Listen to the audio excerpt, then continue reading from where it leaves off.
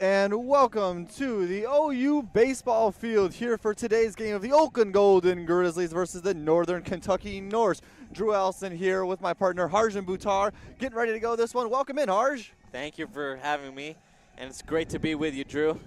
Absolutely. So we got game 3 of this series here. First one, not a good story for the Golden Grizzlies. We're going to skip right on by that one, not even get into that one. Let's do it. Game 2 last night, great game. They were able to get that win, tie out the series at 1-1. All the marbles are on line tonight. Absolutely, and this is a really important game for the Northern Kentucky Norse and the Oakland Golden Grizzlies just in terms of standings as they head into May and as they're ending the month of April. But you know, this is a Northern Kentucky team that has given a lot of teams across the country a lot of trouble. They're 24-14. They're 12-5 in the Horizon League. They started off 9-0 in conference play. They've been 3-5 since, but all 3 of those wins have been decisive and consistent. And Northern Kentucky Norse are playing their best baseball when they're winning.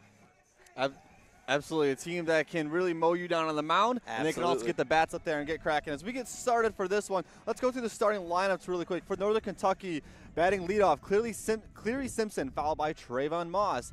Liam McFadden Ekman after him, Jake Pollock, John Odom, Tyler Shelfilt, Colton Corsier, Logan Davenport, Brendan Rowe, Tanner Gillis will be on the mound as we're ready for the first pitch here. And that one is in there for a strike for Brendan Decker, getting the start today for the Golden Grizzlies. Reliever of the year. You know he's got great stuff, and he was able to place it perfectly. And he fires one in there just a little low. Brendan Decker comes into this one with a 5.74 ERA, 4-3 on the year with 17 total appearances. Puts another one in there just outside off the plate. That'll be a ball. Count is now 2-1. Yeah, it didn't bring the check swing all the way around, and the ump saw it. And Cleary Simpson for the Northern Kentucky Norse comes into this one batting .368 on the year. So really good showing for him so far this year, but one of those keys to that great season that the Norse are having so far. Yeah, they've been relying heavy on their seniors, and because they're so old, they've been able to kind of take advantage of a young Horizon League, and as a result, they're #1 in the conference right now. Yeah, we see Brendan Decker get the punch out right there on Simpson. 1 up, 1 down here. And on the next batter in the box for the Northern Kentucky Norse is going to be Trayvon Moss, .378 on the year. A little bit of an improvement over Cleary Simpson. And the lefty will take a strike there, looking. Here's the windup. Another one just off outside the play, a little left. Probably going with a breaking ball there, hung it up a little bit outside. Yeah, Brendan Decker's breaking ball has been giving a lot of batters a lot of trouble, especially when he throws it early in his pitching appearance. And a ball grounded up to the second baseman. Hain can't field it, and it's going to be a double now for Trayvon Moss. Yeah, just got it right in the gap. Oakland was unable to track it down, and Moss got a great look there.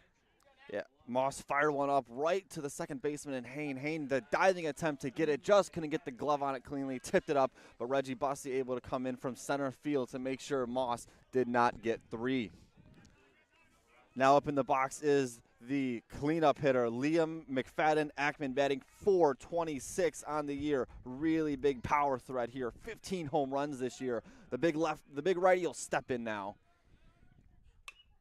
He'll ground one to third base. Easy catch there by Nye. He'll fire it over to first. And there goes Moss to third.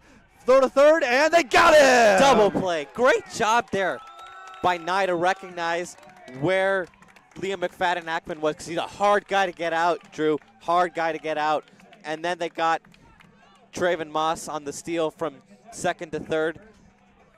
Yeah, Amazing play. Heck of a play there. Liam McFadden threw that. Grounded one over to Nye. Nye fired it today. Right when he fired that one, Moss took off from second. Day, quick touch of the bag, fired it back across the Nye for the punch out there at third, and a great tag by Nye. So that'll do it for the top of the first inning here. We'll take a quick break and be back in just a moment for the bottom of this first inning as the Oakland Golden Grizzlies bats get up there for the first time today.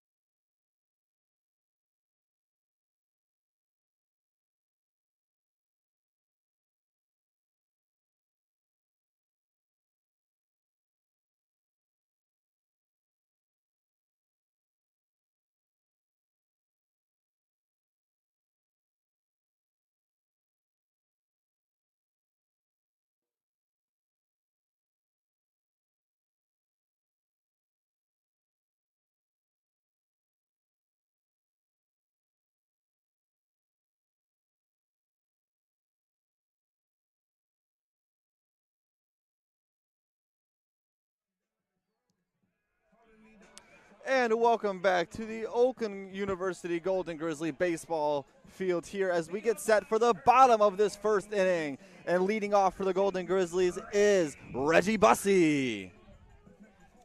Harj, what a way to end that first inning right there with that insane double play. Yeah, and it was a huge momentum shift because Liam McFadden-Ackman, he is arguably the best player in the Horizon League, and he can do some serious damage. To get not only him out, but to get Trayvon Moss, who was advancing to third out, completely changed the complexion of that game. And I think it's going to give the Golden Grizzlies some juice heading into the bottom of the first. Absolutely. And Tanner Gillis is on the mound for the Northern Kentucky Norse. 5.4 ERA. 4-1 is his record on the year. He pumps in a ball there on the second pitch. That first one, a swing and a miss by Bussey.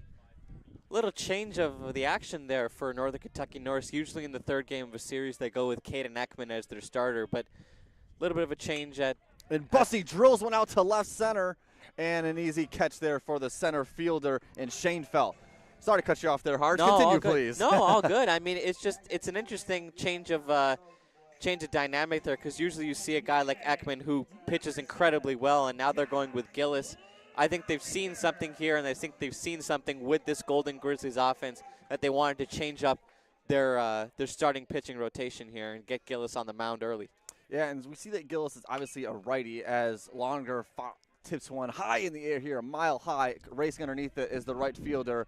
Bit of a sliding catch there was Davenport for the second out in this one. So 2 up, 2 down really quick. But I mean, you mentioned Gillis taking the start today. It could be a case of the fact that he's a righty and they expect Oakland to use a lot of their lefties today. Yeah, and they do rotate a lot. A lot of their righties. A lot of their righties. Yeah, they do start a lot of right-handed hitters. But Caden Ekman, I don't want to keep saying his name over and over again, but I think all of Northern Kentucky's pitchers, they are pretty dynamic. They can go well against both left and right-handed hitters. Excuse me. So I think it'll just be interesting to see how Gillis progresses through the first couple innings here and kind of settles into it.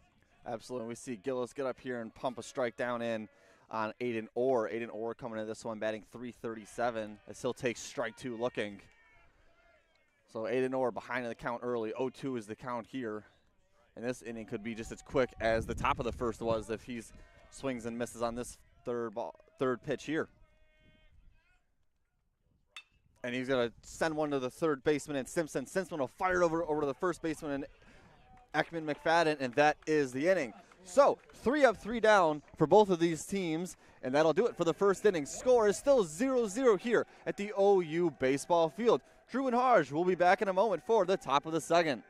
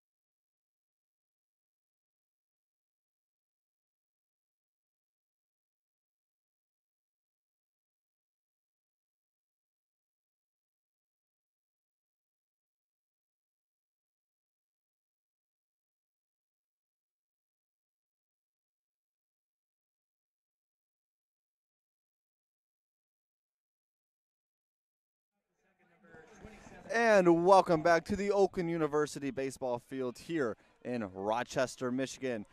Starting the top of this second inning for the Northern Kentucky Norse is Pollock. Pollock comes into this one as a true freshman.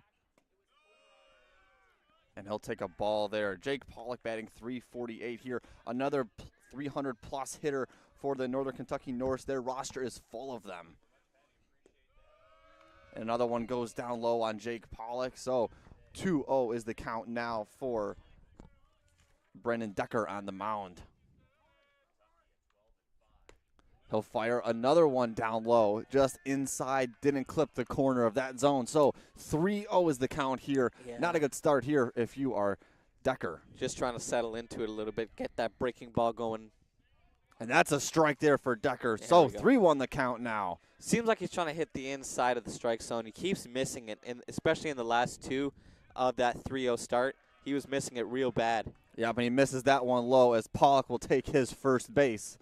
So Decker working the edges of those zones. That's what we see pitchers do nowadays is they really work the edge of the zone, and that's just what you have to do. You work you go for the middle of the zone. People are driving that one into the gap. Absolutely. So you got to work the edge of the zone. He's trying to do it here.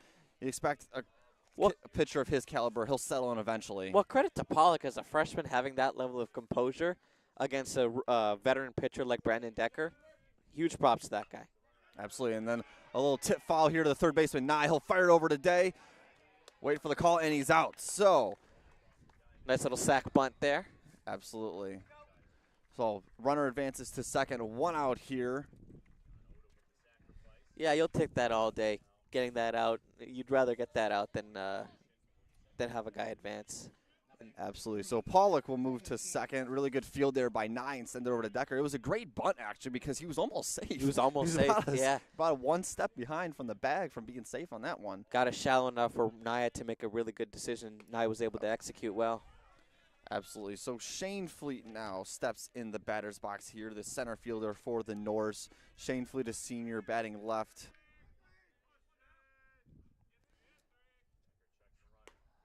Next one comes in as a ball just outside the plate on Shane Fleet. Got the first one inside and then got the next one outside. Just really, to your point, trying to paint that the corner of the zone.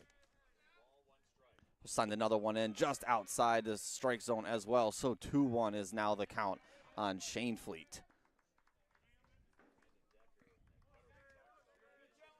He'll look it over, ready up for this next pitch.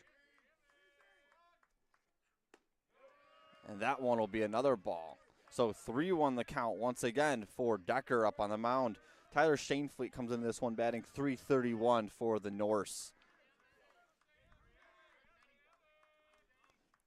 Checks the runner, fires another one, and a check swing, but it's good for a strike. So full count now, 3-2. All the cards on the line. Yeah, chalk that up to placement, not necessarily the follow through with the check swing. I think Decker did a good job of locating that pitch right there. Absolutely. Another one comes in, and that's another ball. And the unpaid officials around us aren't happy with that one. They thought that should have been a strike. Can't say I disagree, but nonetheless, 2 on right now with 1 out. Yeah, it seemed like it really got the inside edge of the strike zone. If you know what I mean. Yeah, it seemed like it nicked that corner a little bit, but nonetheless, our home plate umpire saw otherwise. So that puts Pollock at second base, Shane Fleet at first, and Curcia is now in the box for the Norse, and he'll watch strike one go by. Yeah, really good drop on that one by Decker. Kuchera is an interesting story. Last year, he was one of the best hitters in the Horizon League, and then he got injured to end, and he just hasn't been able to get back to the form that he had last year.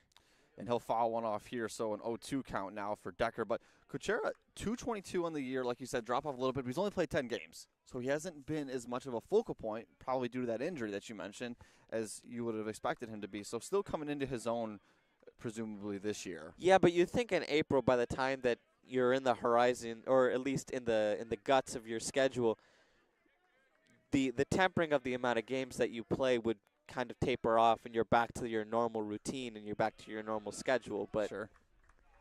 It seems like Northern Kentucky has different plans for Kuchera. Yeah, it seems like it hasn't worked out for him. You wonder, with only 10 games played this year, maybe there's another injury that happened that's causing him to not be able to get that level of production this year. And they'll throw to second, and they got him at second. The pickoff. Decker fires one over to Griffith, and that is the pickoff at second. Heck of a play there by Decker. Yeah, it just got a little bit too aggressive, too much of a leadoff there, and Griffith saw it and put it right where the runner couldn't get it. And Pollock will do the walk of shame back to his dugout. And now it is 1 on with 2 outs here, with 1 ball and 2 strikes on Kuchera. And he'll foul one off back behind us, so we'll do it again. Brendan Decker got a chance to get out of this inning after a little bit longer of one compared to that first inning, but still only 21 pitches in the pitch count. Got a great chance to get out of this inning with still a very low pitch count. Can hopefully get deep into this one as he gets ready for the 1-2 count on Kuchera. And that one gets in there, and once again, the unpaid officials aren't too happy. So 2-2 the count now with 2 outs here. Still Shane Fleet stranded over there at first base. Decker readies now. And goes to the first base pickoff, but tried his luck once, got it, and the second time they were ready for it. Yeah, you called that defensive battle in Toledo, so you might have seen numbers of checkoffs, or sorry, numbers of checks at first base. And Kuchera sends one just past the shortstop. Bussey gets it from center field. He's going to think about firing it down to home, and he eventually does, but the runner able to advance to third, and that is a single for Kuchera. So 2 on now with 2 outs, runners at the corners. Decker looking to get out of this inning before any damage is done. Yeah, Decker really lost the at-bat with the pickoff to second of Pollock and just really wasn't able to recover there against Kuchera. Yeah, Griffith tried to get there from the shortstop, but just couldn't get it as that ball was in between the gap of the second baseman and the shortstop. So an infield shift now takes place here as Griffith moves a little deeper. And Brendan Decker gets ready to face Davenport. And that one goes in for a strike on Davenport. First pitch, first strike for Decker. 0-1 the count now. Great location by Decker there. He's watching those runners at first, seeing if he's got a chance to get another pickoff to get out of this inning. But neither one of them willing to take a large enough lead for that. And he'll fire another one in, and that will be a ball. 1-1 now the count for Brendan Decker.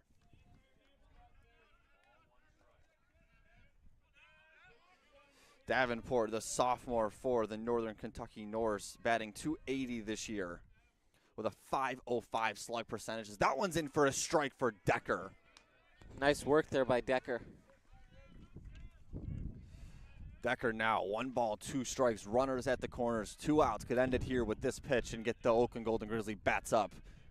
And that one is sent to the shortstop of Griffith. He'll take the force out at second over there to Hain, and that is the inning. Wow, the fielding really saved Oakland there and allowed Decker to escape this top of the second inning. Absolutely. So that'll do it for the top of this second inning. A little bit of some stress there for the Golden Grizzlies, but nonetheless, no harm, no foul. There is nobody on the scoreboard. Still 0-0 in this one. We'll be back shortly with the bottom of the second inning.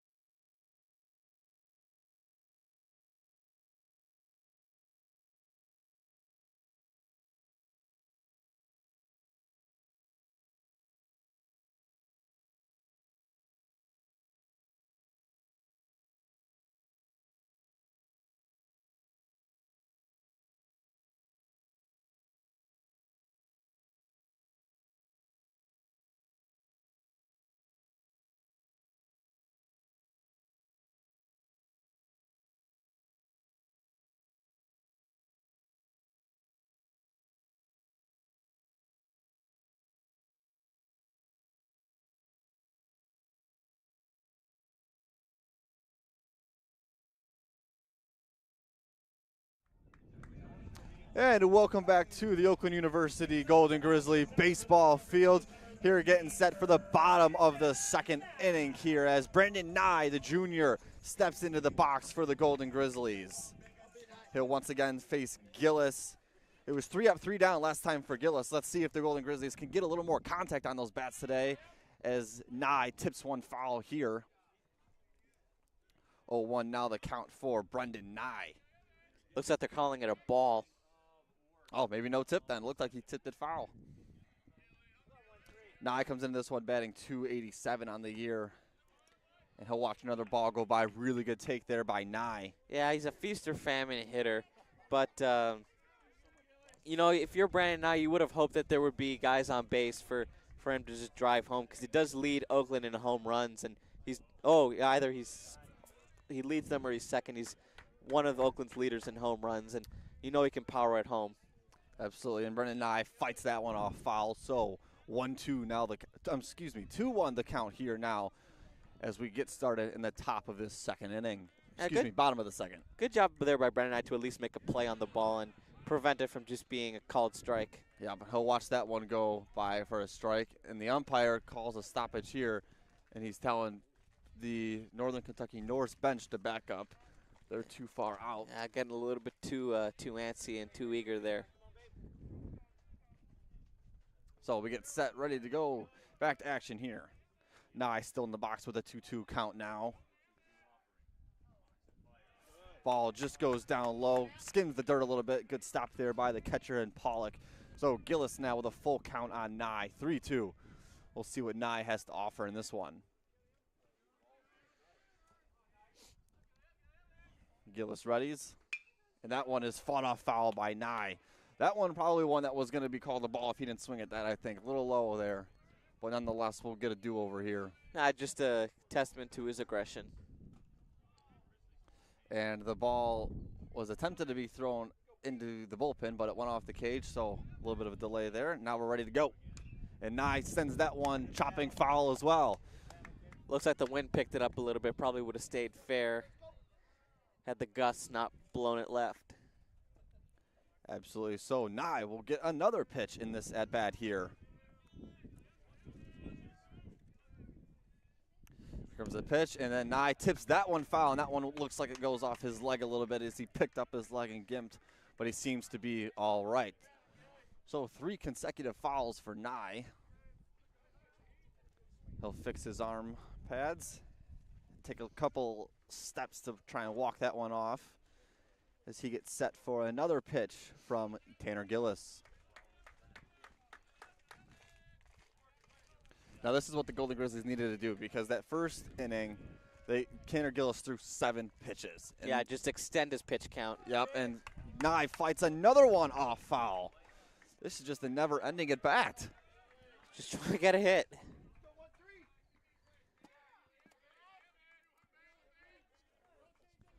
So Nye gets ready once again and readies up Gillis. Gillis fires one in, and Nye sends it to deep center field. And the center fielder in Shanefield can't get it. Nye rounds first, gets in there to second, slides, and keeps his hand on the bag, and he is safe for a lead-off double. Brendan Nye gets in there. Yeah, great work by Brandon Nye, getting scoring position, place it right where Shaneyfeld couldn't get it. And we talked about in the break, Shaneyfeld's a great center fielder. He's able to track a lot of baseballs and a lot of fly balls as they're flying in his direction. But Brandon Nye found the right place to get it, and done is done. Absolutely. And now the big power lefty in Lucas Day comes up to the mound, and he's got the advantage here on Tanner Gillis, who is the righty. Tanner Gillis threw 10 pitches in that at-bat to Brendan Nye.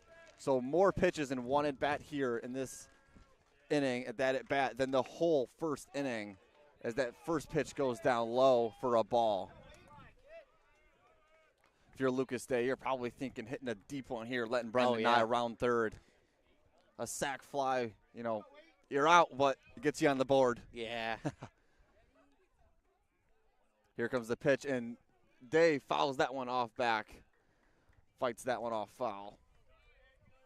So he'll get ready once again as the count is now 1-1 with no outs and Nye on second base. Ever since our colleague Giovanni Moscheri's computer incident, you always got to keep your head on a swivel for errant fly balls heading backwards. Absolutely. And tries to pick off and not to be had. Not quite as quick as Decker was Tanner Gillis. So pick off there unsuccessful, and he'll get ready to fire another one here on Lucas Day. Lucas Day leads this team in home runs with a batting percentage of .341, and he's going to fight that one off foul, and that one will roll behind the catcher. So now 1-2 the count for Lucas Day. Brendan Nye still over there on second. Brendan Nye probably worrying about being as still as he can, letting Lucas Day focus, not trying to distract him at all. but at the same time, he's got to be ready to try and steal that third bag if he gets a chance. He's toying with the pitcher a little bit right now. Here comes the pitch, and Day sends this one out to shallow left field. Easy catch there for the left fielder in Moss. Yeah. And unfortunately, Brendan Nye does not get a chance to advance the bag. Yeah, I just didn't have enough space to tag out and then run. So Lucas Day will come up and go down. And now in the box, or now in the batter's box for the Golden Grizzlies is Carter Hain with the best percentage on the team this year at .359. So you know he is definitely trying to get Brendan Nye advancing here. And that one will go down for a ball, but a great stop there by the catcher in Pollock, not letting that one bounce behind him and let Nye get to third. So Nye still over there at second base, the one out here in the bottom of the second inning. 0-0 is our score. And Brendan Nye is going to get to third base here on an errant pickoff throw. Tanner Gillis tried his luck one too many times, and now we got a runner at third base. Yeah, great scoring position now for Brendan Nye. And honestly, if you're Carter Hain, you don't really need to do too much here. Just get either a deep single or just all you have to do is get Brendan Nye home, get that run. Absolutely. Carter Hain just needs to put this ball in play, and the Golden Grizzlies are on the board. And that's a strike there on Carter Hain. So make the count 1-2 now. Excuse me, make the count 1-1 with one out here in the bottom of the second. Carter Hain, the right-handed batter, gets ready. Here's the pitch. And he swings and he misses at that one. Yeah. Really good breaking ball there by Gillis, excuse me, as that one just dropped out of the zone at the very end. And we're going to have a timeout here by the coach for the Golden Grizzlies as he wants to talk to Carter Hain, probably come up with some sort of strategy on how to get. Yeah, this is an important at-bat. Home. Absolutely, this is a really important at-bat. At least get a run on the board, take a lead early in this game, and put yourself in a position where you can start to pick up the pace, because a fast-paced baseball game favors the leading team. Absolutely. So Carter Hain now getting ready for this pitch as it's a 1-2 count. And he'll swing and miss at that one, and it gets the punch out. Gillis retires Carter Hain. And you can tell Hain is not happy with himself. He's beating himself up over that. Absolutely. And now up in the box for the Golden Grizzlies is number 30, Brandon Heidel, the senior. And you know that he's trying to use some of that senior mentality to get Brendan Nye home. Yeah, senior experience is a better word for it. Heidel batting .308 on the year. He's also one of 4 guys for Oakland who are in the top 10 in Horizon League for on-base percentage. So he can get on base when you need him to. But I think in this scenario, I don't think it warrants getting on base as much as you just bringing Brandon Nye home. Absolutely, and he'll swing and miss at that one as that one fell out of the zone and skimmed the dirt a little bit. One that he wishes he could have back right there. It does seem like in the last couple at-bats, Oakland is picking up the aggression a little bit, being a little bit eager to swing, and it is costing them because the last 2 runners have gone down. I don't know if Brandon Nye wants to follow suit there. And then he'll chop one to the second baseman and an easy out there, and that'll do it. So Oakland leaves Brendan Nye on third base. He was there with 1 out, and now he is no longer there as we got 3 outs. So still 0-0 our score here. We will be back in just a moment for the top of this 3rd inning as the Northern Kentucky Norse get back out there with the bats and see if they can get on the scoreboard. Drew and Harj will be back shortly.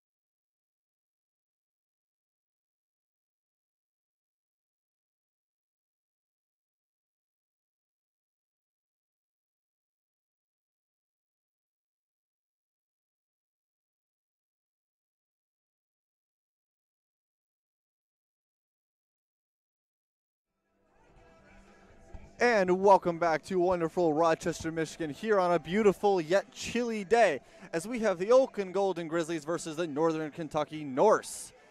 And now stepping into the box for the Northern Kentucky Norse is going to be Rowe, the 9th batter for the Norse, the junior. He'll look to get the scoring started for the Norse. Still on the mound for the Golden Grizzlies is Decker. He'll look to continue the success that he had in that second and first inning. One strikeout for him so far, 2 walks and a double. He had that incredible pickoff play earlier in that second inning, Harj. Yeah. So now the count is 2-0. Once again, Decker a little behind in the count early as he'll pump in a ball there and try to get back on track. So 2-1 the count now. And for Brennan Rowe, he's batting .254 on the year. And he'll chop one that'll roll, stay fair. But it looks like it probably bounced before the line. They're going to call it a foul. Yeah, I don't know what happened there. It looked like it did stay fair, and Jordan Banfield is talking about it, and he seems like he has an issue with it. Yeah, it looks the only way that you can call that a foul ball is if it chops before the batter's box ends where the lines meet. Yeah. And Jordan Banfield, the head not coach happy for with the Golden that. Grizzlies, he's not happy because that ball rolled into the infield, and I don't think he thought it hit the ground first.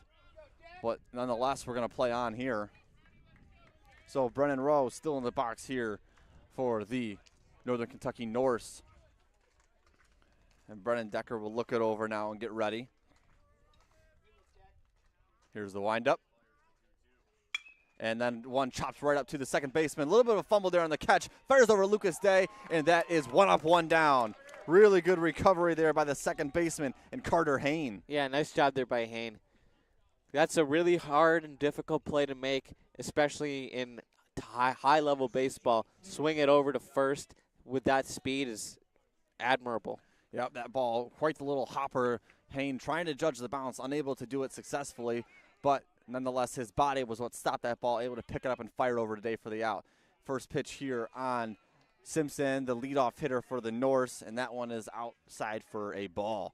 Simpson 0 for 1 on the day, but overall in the year, 368, so a really, really good hitter with 30 RBIs on the year. So now count is 2-0 for Decker.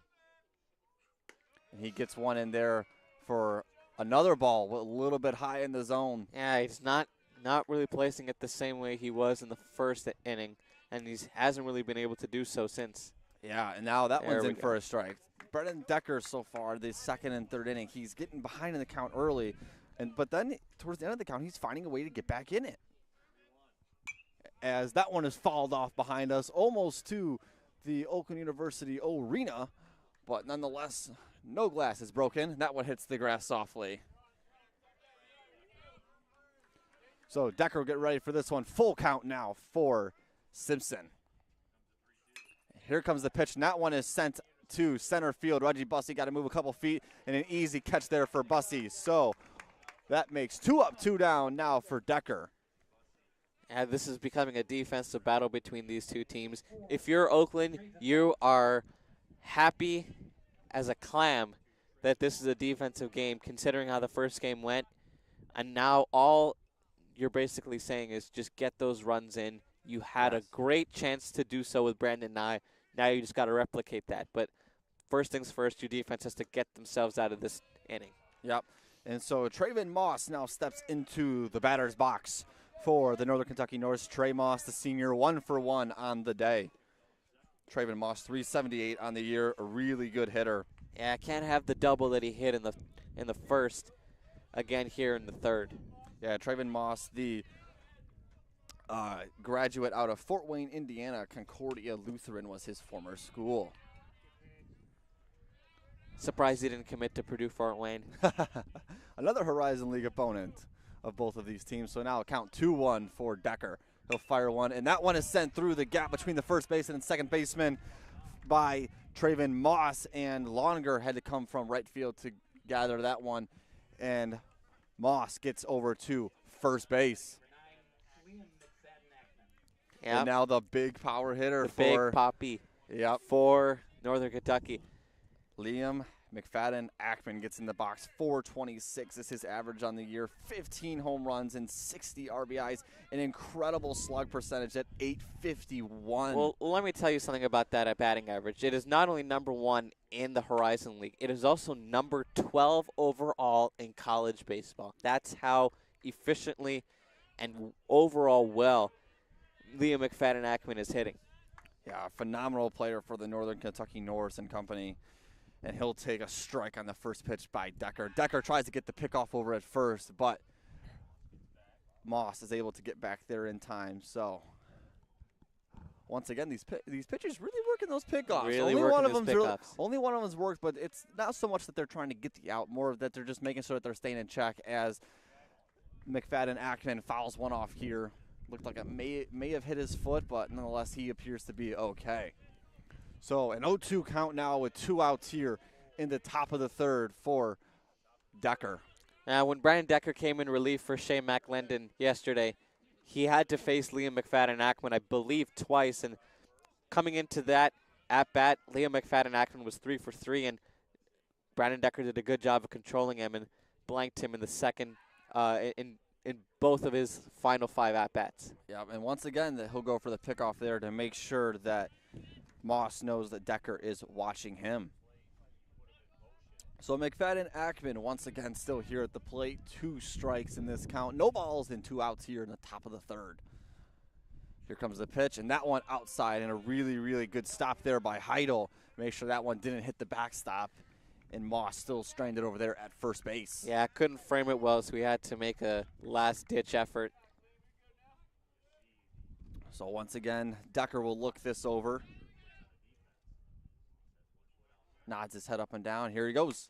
And a swing and a miss by Liam McFadden Ackman. That is 3 outs now in the top of the third inning. So the Oakland Golden Grizzlies will be up shortly. See if they can get on the scoreboard and get some numbers other than donuts on this scoreboard, as all we see is zeros right now.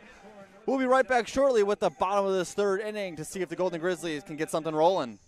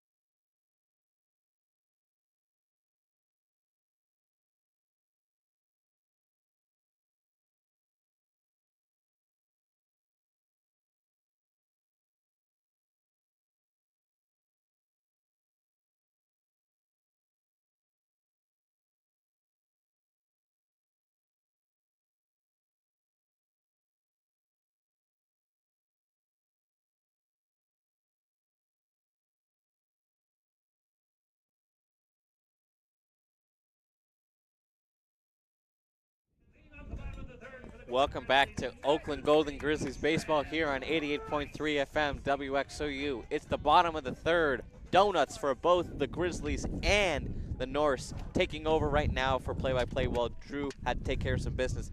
Welcome back, Drew. Thank you, sir. Just in time. Just in time. All right, so that first pitch on Pollock is outside for a ball. Excuse me, no, that was inside for a strike. Still a little discombobulated. Yeah. All right, once again, Gillis up there on the mound for the Northern Kentucky Norse. And he'll pump another one in for a strike now. And being behind the count to start this inning with the way your offense has been playing is not the way that Trent Rice wanted to see this at-bat go. Absolutely not. And he'll watch the ball go by here as it skids across the dirt. So Northern Kentucky Norse looking to keep the Oakland Golden Grizzly bats pretty quiet in this one, but Golden Grizzlies looking to do the exact opposite. And that one will go high for another ball. So 2-2 now the count. And he's evened up the count. You know, this is the patience that we didn't really see in the second.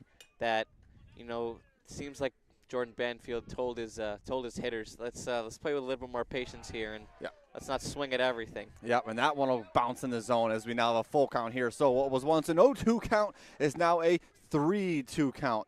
Oakland Golden Grizzlies only with 1 hit so far today. The Northern Kentucky Norse with 3 hits. Here's the full count pitch, and a chopper over to the third baseman, and a fire across the first base, and an easy out there for the Northern Kentucky Norse. Simpson, the third baseman, sent it over to McFadden Ackman. Yeah, he knew the vet wasn't going to juggle a sure ball like that and make a bad play on it. Good job by Northern Kentucky to swing out and get Trent Rice back to the dugout there. Yep, so Trent Rice is retired there in this one, and now we have Sam Griffith up on the mound, batting average of .225 so far this year. First pitch is in the dirt for a ball. Sam Griffith, the shortstop, made a couple really good plays so far today in the field. Now looking to make one in the box. Griffith steps off the bag for a second. Now he's back on. We'll see what he can do. And the 1-0 is out, is just up top high. So a 2-0 now for Sam Griffith. Good composure there from Griffith to hold back the check swing and see that the ball was going high. Sam Griffith stands really, really, really far up in the batter's box, close to that home plate, and he swings and misses at that one. Yeah, he's not happy with himself swinging at that strike there. No, if he knew that that was going to be an out of bound, or a ball, had he not swung at it. And he swings at another one. That one a little low as well. So what was once a 2-0 count is now a 2-2 count. Yeah, it seems like the reverse of the Trent Rice at bat. Absolutely does. So now the 2-2. And that one's low for a ball. So now make it a 3-2 count.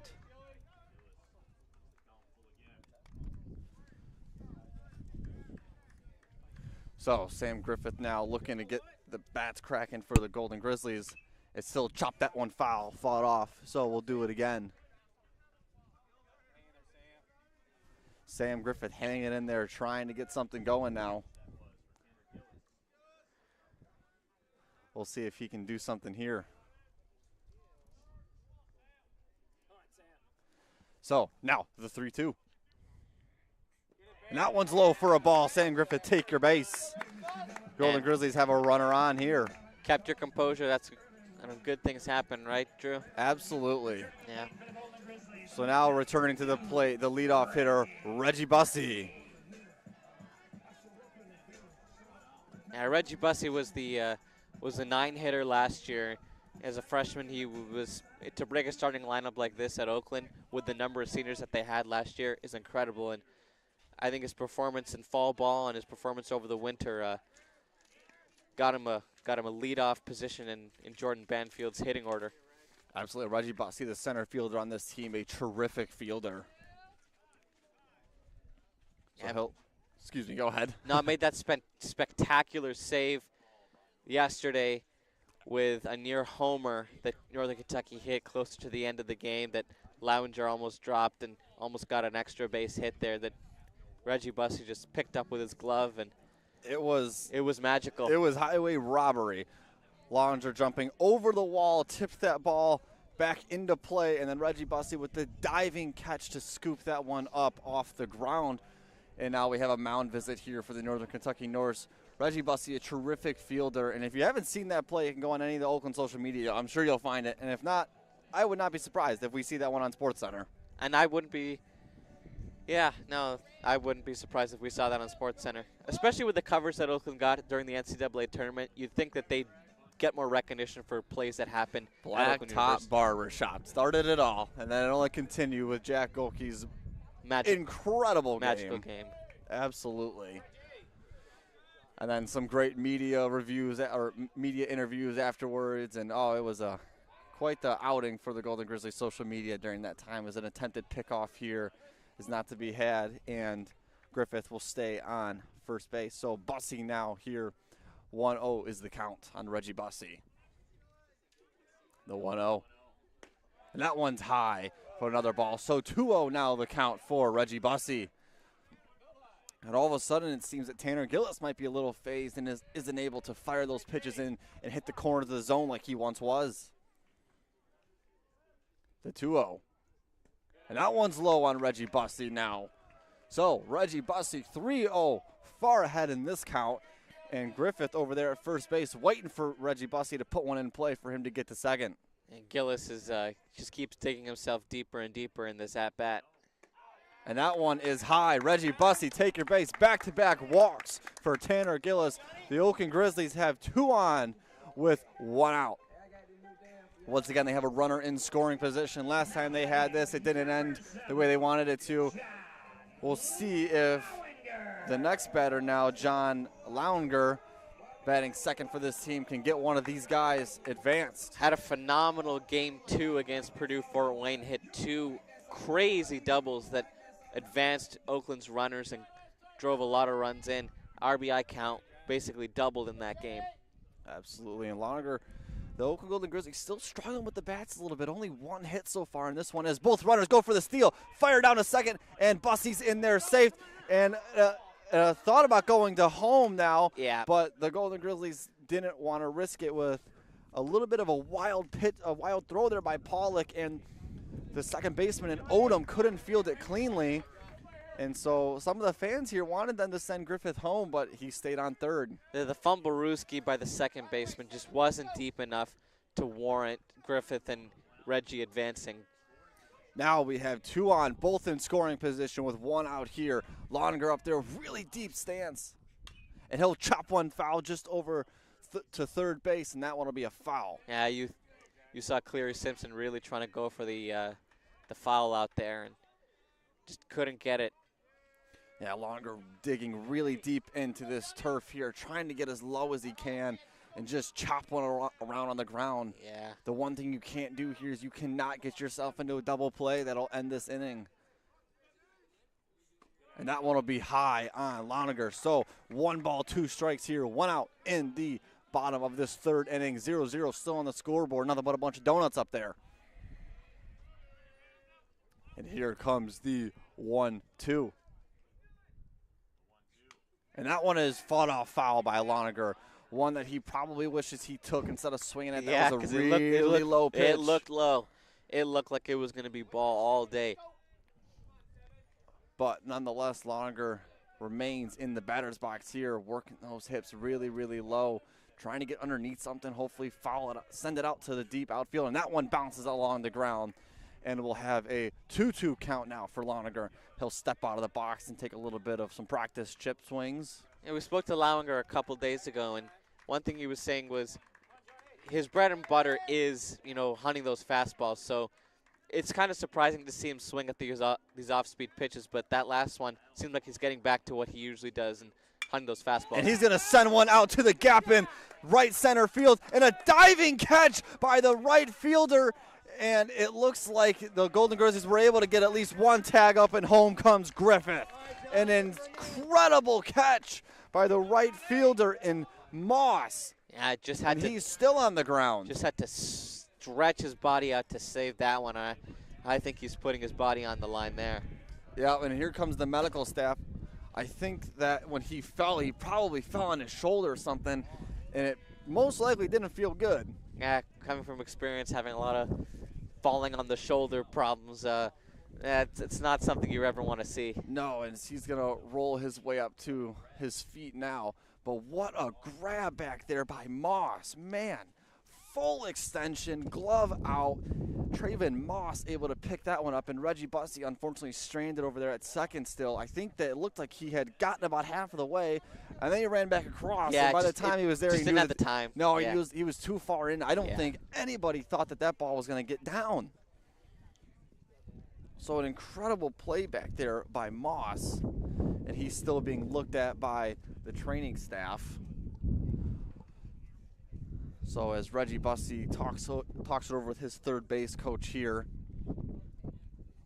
and the rest of the players all meet and greet each other. Trainer out there talking with Traven Moss, and here trainer and coach now make their way back to the NKU dugout. Trayvon Moss appears to be all right. Yeah, which is a good sign.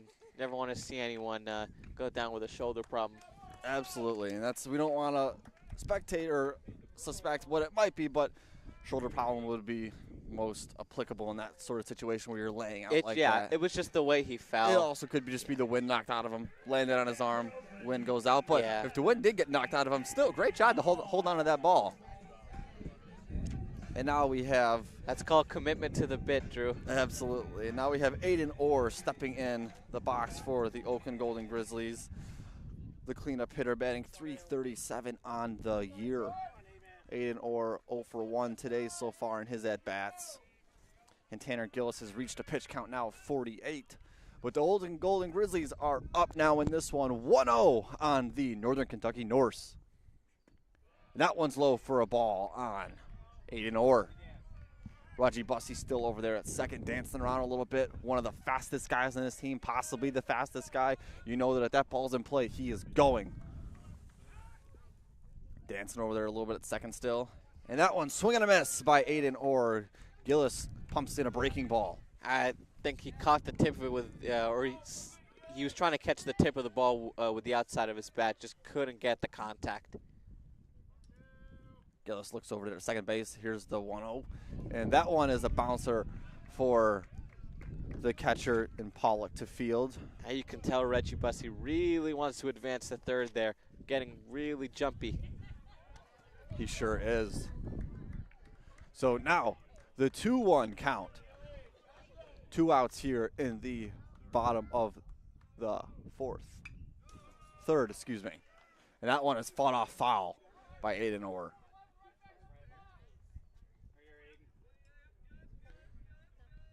So Aiden Orr will do a little lap around the batter's box, and he'll step back in now once again. He'll get ready for the pitch from Gillis. 2-2 the count. And a swing and a miss by Aiden Orr, and that'll do it for this inning. So Oakland Golden Grizzlies get a run after 2 walks by Gillis, and then a double steal. An incredible catch by Moss, but not able to get that ball back to the infield in time. And Reggie Bussey, Loninger was able to get home on that one. So Golden Grizzlies up 1-0 as we head to the top of the 4th. We'll be right back.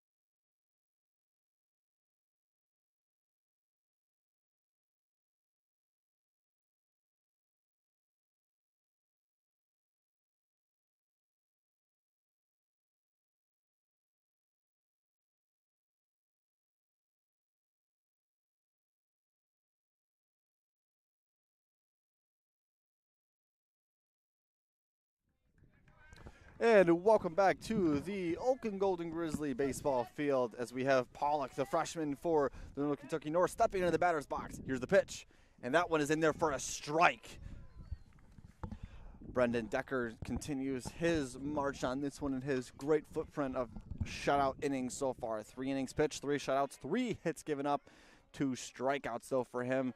Pitch count now up to 52 as we have a 1-1 count here. And Pollock was walked earlier in this one. So his second at-bat taking place now.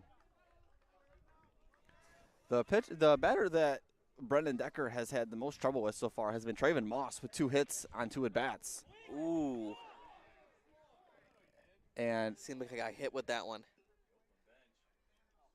Yeah. And the Oakland And the Oakland bench doesn't like it because they think he was swinging at that one and it hit his hands as he was swinging. So the unpaid officials to our left, not happy. Pollock will get his base as the umpire rules.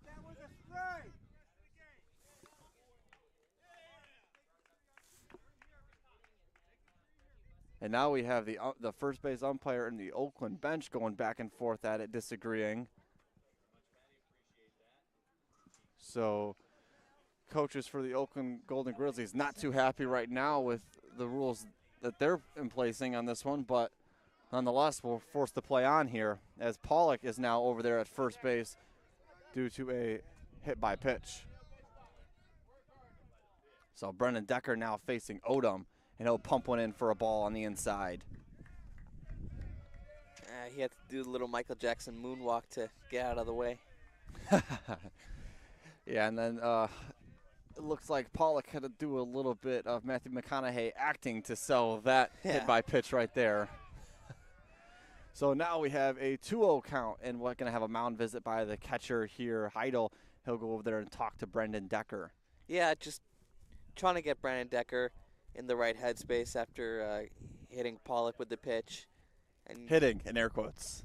Well, keeping it, let's keep it with the umpire's decision. Yeah. You don't want to go down too early, especially when you have the 5 and the 6 hitter coming up. Absolutely. And then if he walks this guy, we just saw what happened when Gillis walked 2 Oakland batters. You don't want the same Decker definitely does not want the same recipe for himself, but at the same time, the Northern Kentucky Norse are looking to get a walk here. Yeah, they are. The count now moves to 2-0, and we see someone jogging towards the Oakland Golden Grizzlies dugout, so maybe not the dugout, the bullpen.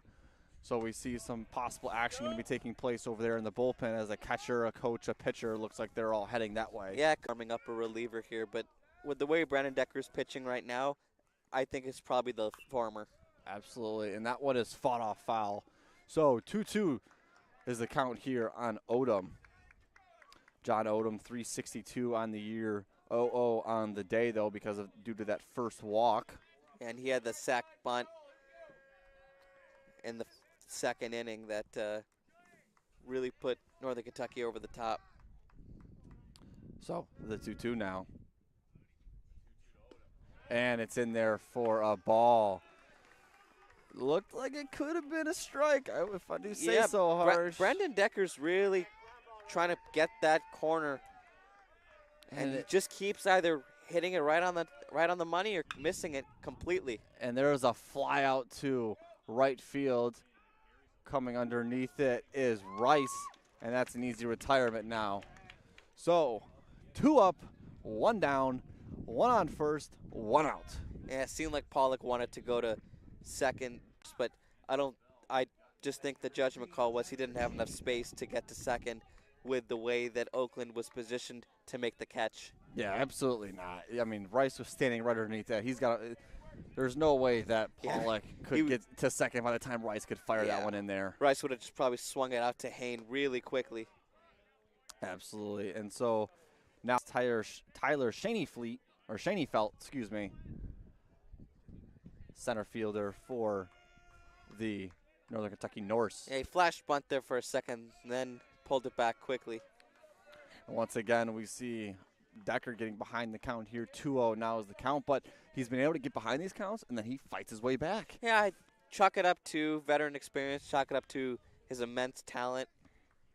But, Brandon Decker's been able to get himself out of some jams.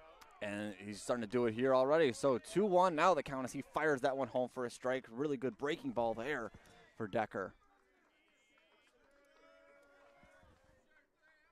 So Shaney Fleet still in the box. Swing and a miss by Shaneyfelt, excuse me.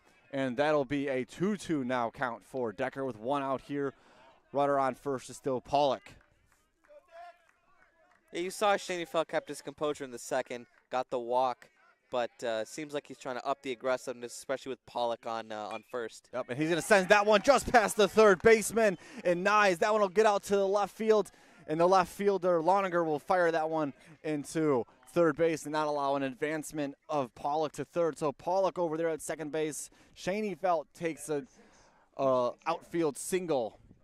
Yeah, did exactly what he needed to do got it right along the left field line where Nye couldn't get it in time and advanced to first.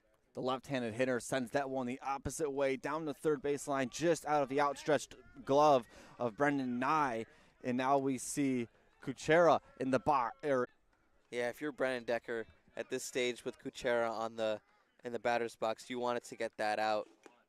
And I tipped foul now for Kuchera, and that'll be an 0-2 count now for Decker. Decker would love to get one more here and get a retirement and then get 2 outs on the board.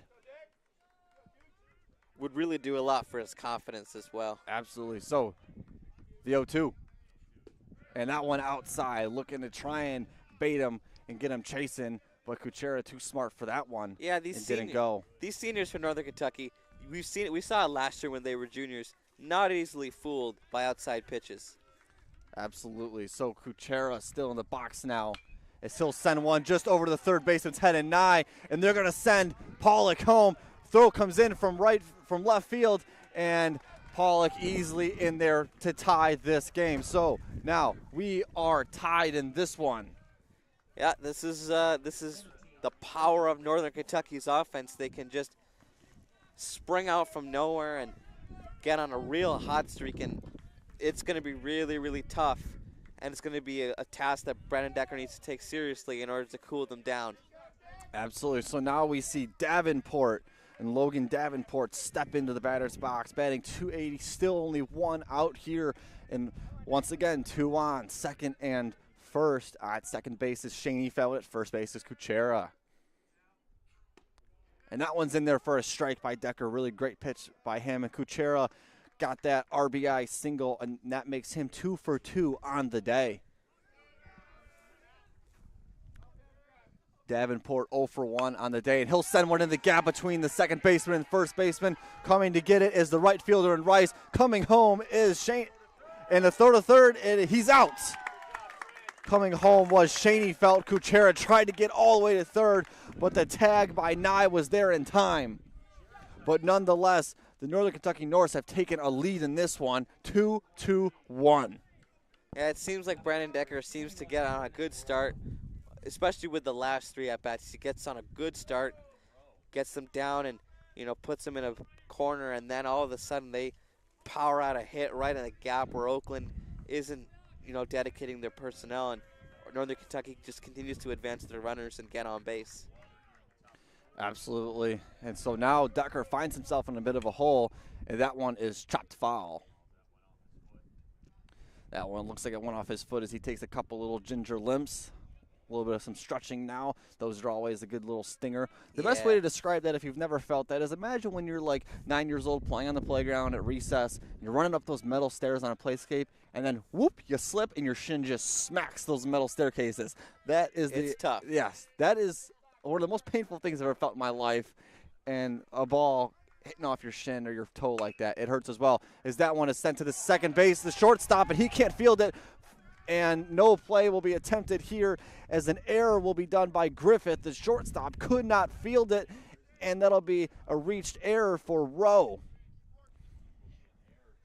So Davenport moves over to second base there. Rowe gets the reach on an error.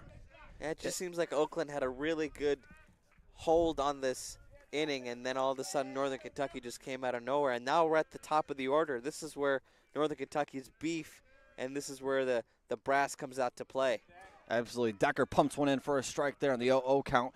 And the issue there is, like, Decker was behind that count. He fought back, got ahead, and it was an easy play that Griffith had to make. Field the ball, flip it over to the second baseman, and just not able to make it. Ball just bounced on him. Yeah. So, as we said, Davenport over there at second base now, and Rowe at first, as Simpson is in the batter's box here. Simpson, the leadoff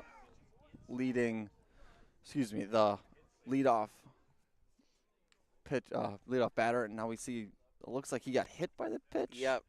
Okay, so now it's going to be his base is loaded now. Base is loaded now with 2 outs, and coming up to bat is Traven Moss, who has had his way today with Decker 2-2 for himself so far. So It's really dangerous right now if you're Absolutely. Oakland. You need to get Trayvon Moss out. Trayvon Moss, 6 home runs on the year. And here's the thing, if you, let's say Trayvon Moss gets walked or gets a single or something, who is 0 for 2 on the day, someone that at any given moment can send one the distance. Yeah. So we're going to have a mound visit now here by the Golden Grizzlies and head coach. This could probably be the most important mound meeting of Brandon Decker's day specifically. I mean, this could define the rest of the game, this inning right here. Yeah, so Decker really needs to dial in on this second, or this at-bat here, as it's not been his day the last couple minutes. Just a little bit of a recap on Decker. 3.2 innings pitched so far, 6 hits given up, 2 runs, an ERA of 2, 2 walks, 2 strikeouts, a double, and 77 pitches so far. And that's the danger as well. He's almost at 80 pitches in 4 innings, and, you know, he's not necessarily playing his best ball right now. No, and he's not, you know, he's not rationing his pitches, and it's going to be interesting to see what Jordan Banfield told him in that mound meeting, and let's see if he takes it to heart here. Absolutely, and Decker, someone that, you know, in that first inning threw 9 pitches, and then ever since that it's just been continuous high pitch counts as he's going to fire one up high on Moss. And so Northern Kentucky faithful in that bench starting to get rowdy over there. Comes the 1-0. That one high as well on Moss. It seems like he's losing the plot here of this at-bat. If he was to walk this batter, I partially would expect there to be a bit of a change, but at the same time, do you let him finish it out? Hard to tell. That one will go in for a ball outside on the plate. 3-0 the count now for Trayvon Moss and Brendan Decker. Now. Brendan Decker having trouble right now. Brendan Decker readies for this one. Here's the 3-0. That one in there for a strike for Decker. Just got to work your way back up. That's all you can do. Safe pitches, smart pitches, pitches that you're comfortable with, areas of the zone you're comfortable with is what Decker has to be thinking right now. Here's the pitch, and that one is fouled off. It looked like it went off the catcher's mask a little bit. So it'll be a bit of a mound visit here now from the pitcher and the ump, as the ump will give him another ball. And so now full count, 2 outs, bases loaded. Stakes don't seem to get higher than this. The only difference is it's not the bottom of the 9th where they're trailing. It is the bottom of the 4th, top of the 4th, excuse me. Yeah, Decker readies up. Here comes the pitch. And a swing and a miss for Decker as he pumps home a strike on the batter in Moss. Heck of a pitch there by Decker as he gets himself out of this one. Part of me's got to wonder if this is the end of Decker's day, and if it is, heck of a way to go out, son. Welcome to the show. So that'll do it for the top of the 4th inning. The Northern Kentucky North scored 2 right after the Golden Grizzlies had scored 1 to get back up and take over this lead. We'll see if the Golden Grizzlies can get the bats up and cracking and regain the lead. We'll be right back.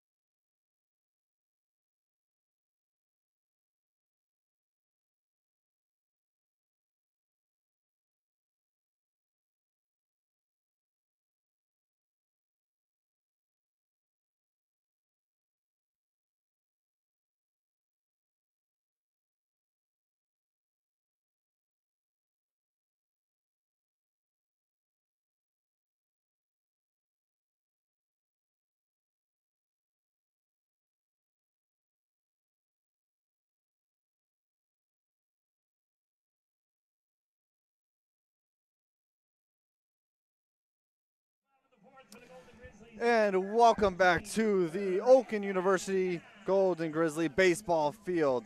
As we head towards the bottom of this fourth, Golden Grizzlies looking to answer the 2 runs that the Norse just scored. We have a pitching change to announce. Nick McClanahan takes over the mound for the Norse. 8.13 is his ERA on the year, 1-3 record overall. He fires the pitch. He's got a little bit of a different windup. That sidearm. He throws that sidearm style. And at the moment, he is facing Brendan Nye for the Oakland University Golden Grizzlies.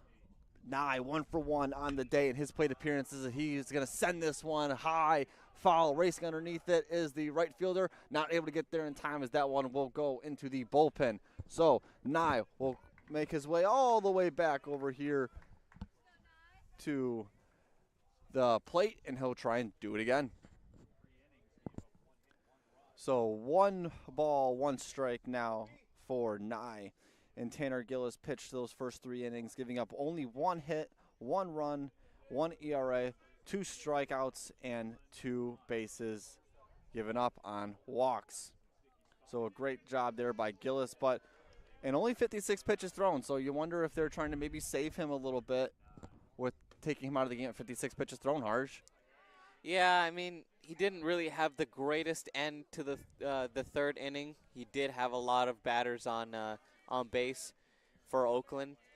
He was lucky to get out without Oakland driving in more.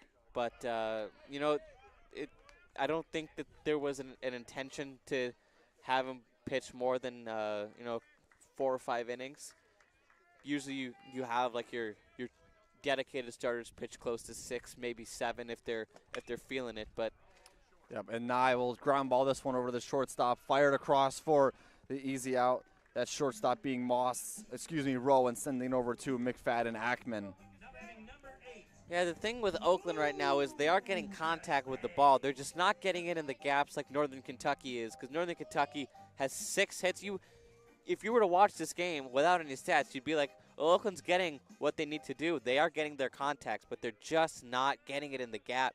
And Northern Kentucky is just finding that fortuitous gap, and as a result, they've taken this lead. Yeah, but now in the batter's box is Lucas Day, the big power lefty for the Golden Grizzlies, and he'll send one fought off foul. But the Golden Grizzlies only 1 hit on the day, but they've had quite a few walks, and there's been a couple errors that allowed them to get on base.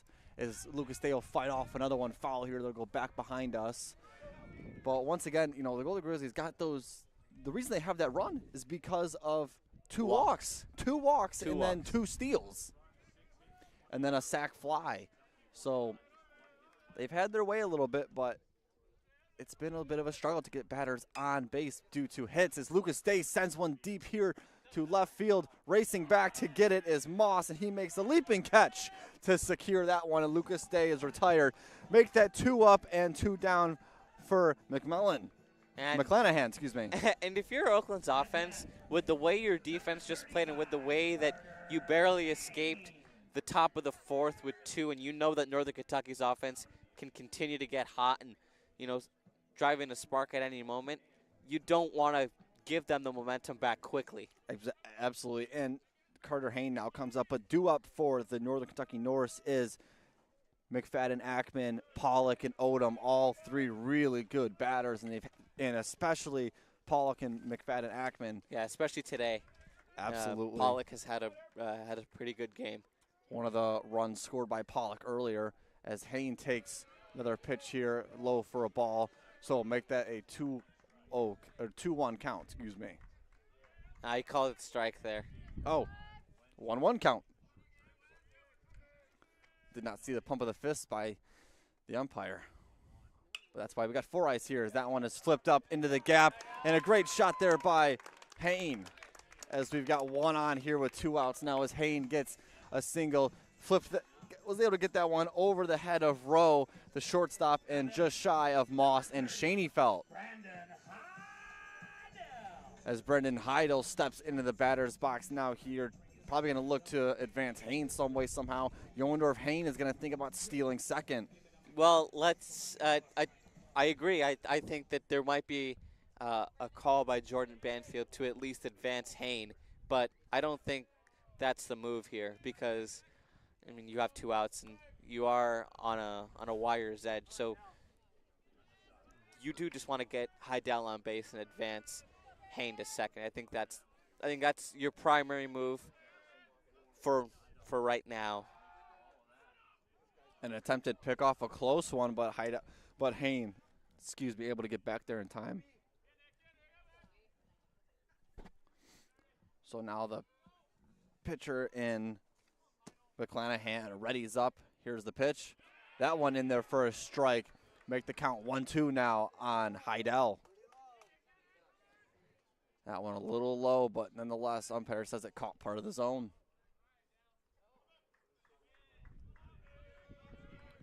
So here is the one, and nope, he's going to flick it over to first base for the pickoff, but not to be had once again. Pickoffs went away for a little bit, but they're back. Yeah, they're back. They're back. And so now, here is the 1-1. And a swing and a miss by Heidel. So 1-2 now the count for Oakland's Heidel. getting really aggressive. You didn't see this at all in the first 2 games, but seems like they're really trying to up the ante there and get some hits, which they do need. But yes. I don't think like this. And that one high and outside on Heidel, so make that a 2-2 count with 2 outs, scored 2-1 in favor of the Norse. Each team with an error on the board. 6 hits for the Norse, 2 for the Golden Grizzlies, as Heidel looks at the 2-2 count. And he'll fought that one off, foul, go flying behind us, and we'll do it again. Heidel steps off the plate for a minute, gets a little bit of time. He'll step back in now and ready himself. It's interesting to see these guys as readying themselves routines. They all have different ones, and uniqueness of human. Yep, of and the then human series. McClanahan fires one in high. Heidel swinging a miss at that one, and so the batter will be stranded there as we'll get ready to advance to the top of the 5th inning now. Still 2-1 score in favor of the Norse. We'll be right back with the top of the 5th.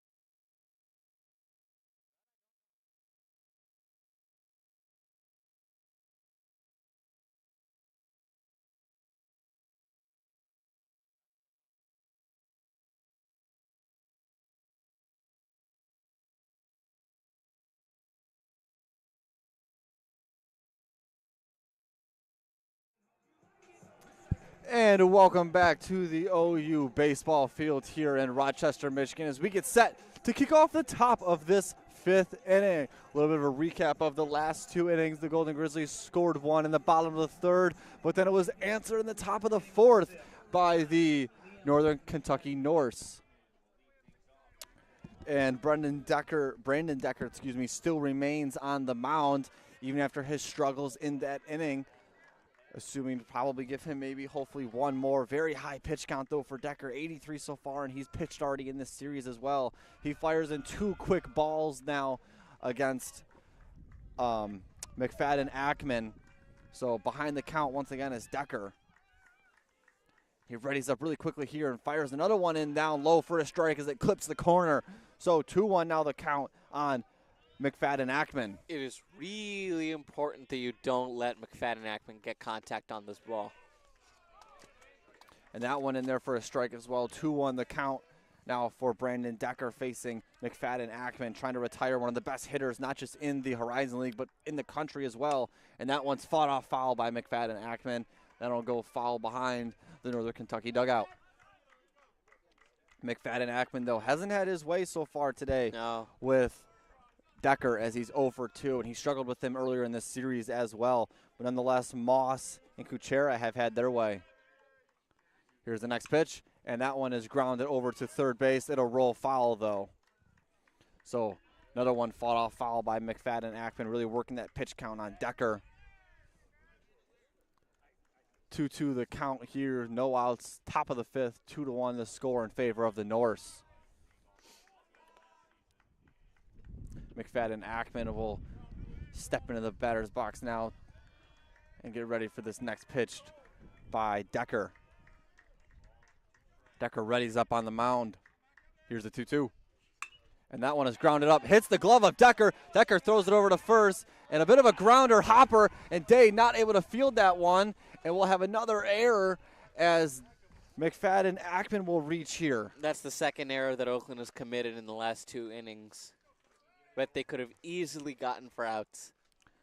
Yeah, so ball grounded over to Decker's glove as he turned around after throwing that pitch. Hit the glove after it hit the mound. Decker able to field it quickly, flip it over to Day, but Day just unable to get the glove on it. Ball bounced around there for a second before McFadden-Ackman got there, but just not able to grab it. So it's a early leadoff hit for the Northern Kentucky Norse, as now Pollock will jump into the mound, or jump into the batter's box, excuse me, and he is 2 walks on the day as he's showing bunt here. That one will hit the ground, and that'll be grabbed by Decker, thrown over to Day, and this time Day holds onto it for the out. So that moves McFadden-Ackman over there to second. 1 out here. McFadden-Ackman now in scoring position. Pollock out on the grounder. Attempted bunt. And Odom will jump into the batter's box here. John Odom.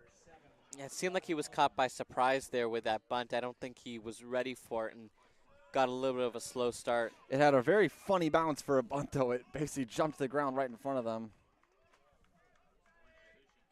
Here's the pitch now as Odom sends one high up, racing towards us, staying in the infield, catcher underneath it, make that the third baseman running over, and that'll be the out there. Back-to-back outs. It seems like Brandon Decker found his groove in the last 2 at-bats, and he did have a pretty good at-bat with Liam McFadden-Ackman, just got the contact there, and unfortunately with the error, McFadden-Ackman got on base. Yep, so that's probably about the quickest at-bat of this game, a 1-pitch pop-up. So Shaney felt now in the batter's box, 1 for 1 on the day, and that'll be a ball fired in there just a little high in the zone. And a little bit outside there as well. Decker will look this one over. Pitch count up to 94 now on the day for him. Here comes the 0-1, and he hits the batter, and Shaney felt throws his bat towards the dugout and takes his walk over to first base. Decker losing a little bit of that touch in terms of his positioning that he had earlier. Coming up now into the batter's box is Colton Kuchera, who has had his way with Decker so far today, 2 for 2. It seems like he's been teasing Decker a little bit, gotten a little bit low in the count, and has had his back against the wall, but has been able to fight his way out like an alley cat.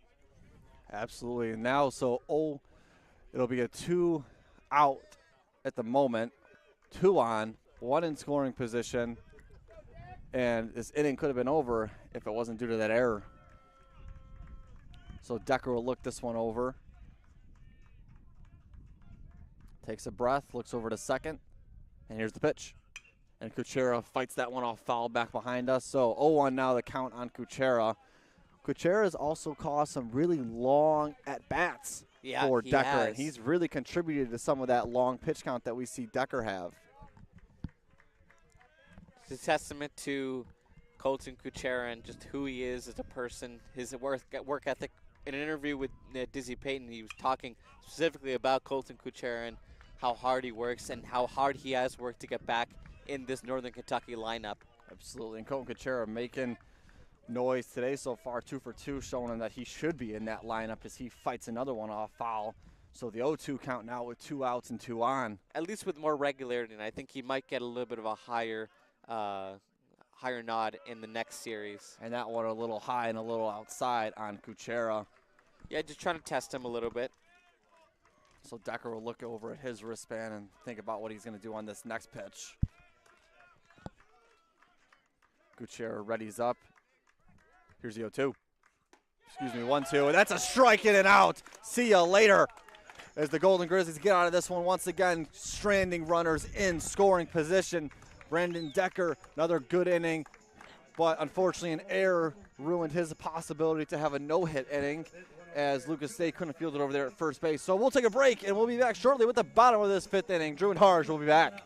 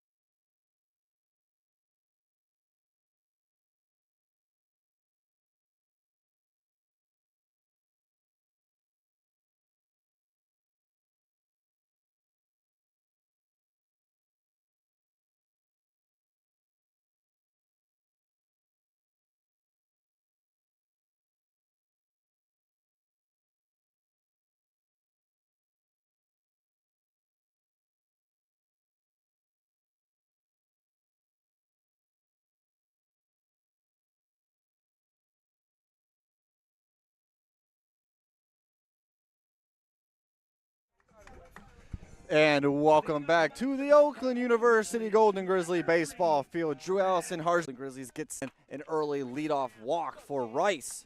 So batter on early. Still at the mound is Nick McClanahan with his sidearm slinging throws. Yeah. Seems like Matthew Stafford there. We're Detroit Lions fans. We saw those sidearm throws galore and aplenty here when Matthew Stafford was in Detroit. So Trent Rice takes his base, and now we go to the final batter in this lineup, Sam Griffith, 225 on the year. Griffith walked earlier today. He's showing bunt right now. And he decides not to go with the bunt as that ball was far outside. And so it'll be so McClanahan will ready up here to throw one in on Sam Griffith. Sam Griffith turns to the head coach once again to get more instructions. Griffith no longer showing bunt here. Now he readies up for the bunt again. Another pickoff throw over there to Rice, and Rice is back home to first base safely once again. We said it once, Harj, pickoffs kind of went away for about an inning or two, but they're back. Yeah, and it seems like Oakland is in danger of getting caught with one with how aggressive they've been. And Griffith goes for the bunt there, but that one is in for a strike. Yeah, it was going to be a strike regardless. Yep, so 1-1 now the count here for Sam Griffith.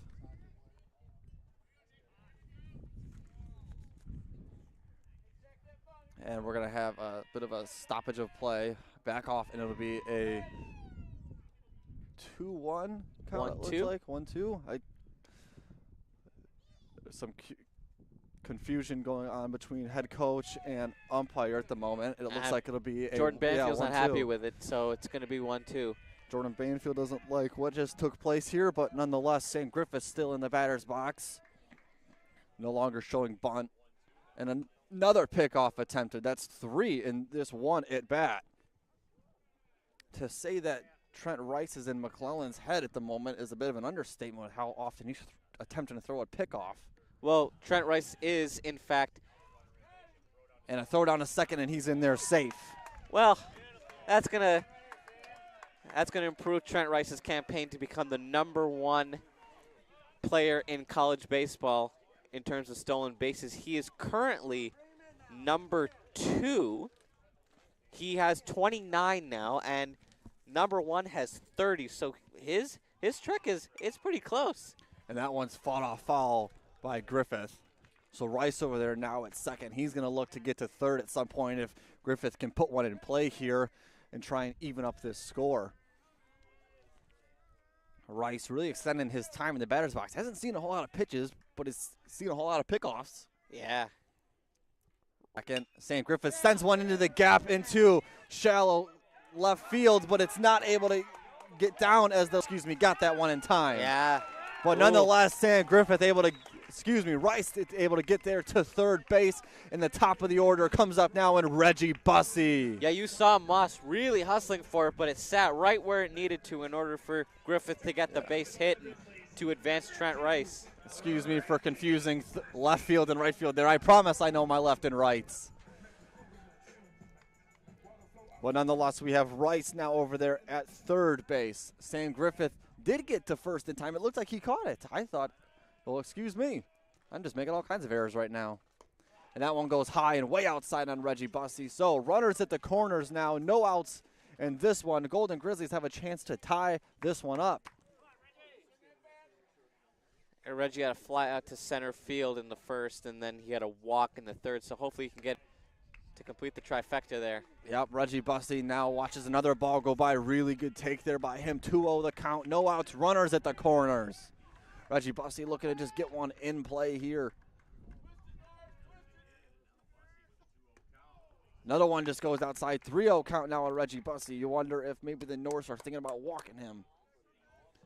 But then even if Reggie Bussey clipped the bottom of that zone. Yeah, just trying to make sure that Bussey's not getting overly aggressive there. Registers the third hit for the Golden Grizzlies today. Other hits recorded by Nye and Hain.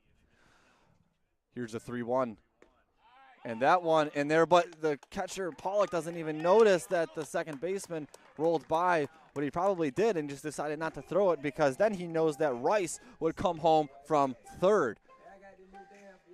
So we're going to have a mound visit now by Pollock going over to McClanahan. And we have bases loaded for the Golden Grizzlies with no outs in this one. You want to talk about a recipe to dial up. This is exactly what the chef cooked. Absolutely, and you do see Northern Kentucky does have a pitcher warming up in the bullpen right now, so a change of the pitcher is a possibility, but absolutely. And honestly, with the way that McClanahan has been pitching, bases loaded and no outs at the bottom of this fifth, it's not completely out of the question that Dizzy Payton, Northern Kentucky's head coach, would go to a pitching change here. Absolutely. It doesn't seem like the pitcher's coming out of the box, though, so I think we're going to remain here with McClanahan. But nonetheless, let's talk about Loninger's plate appearances. So he had that fly out earlier, but then he had a sacrifice fly to get the RBI, the only run on the board for the Golden Grizzlies. You know that he is looking to at least get himself an RBI here. Yeah, and he's been able to get contact in the ball. Just got to get a little bit higher contact because he's getting a little bit too much under with that sac fly, which was on purpose, and then the fly out to left field. The great thing for the Golden Grizzlies right now is that a double play won't end this inning. You can ground one over there to the shortstop, but guess what? Trent Rice is getting home and this game is tied. Yeah. And honestly, that mound meeting was also really beneficial for Oakland to get their head right and, find their mojo. Yeah, Loninger watches one go by here for a strike.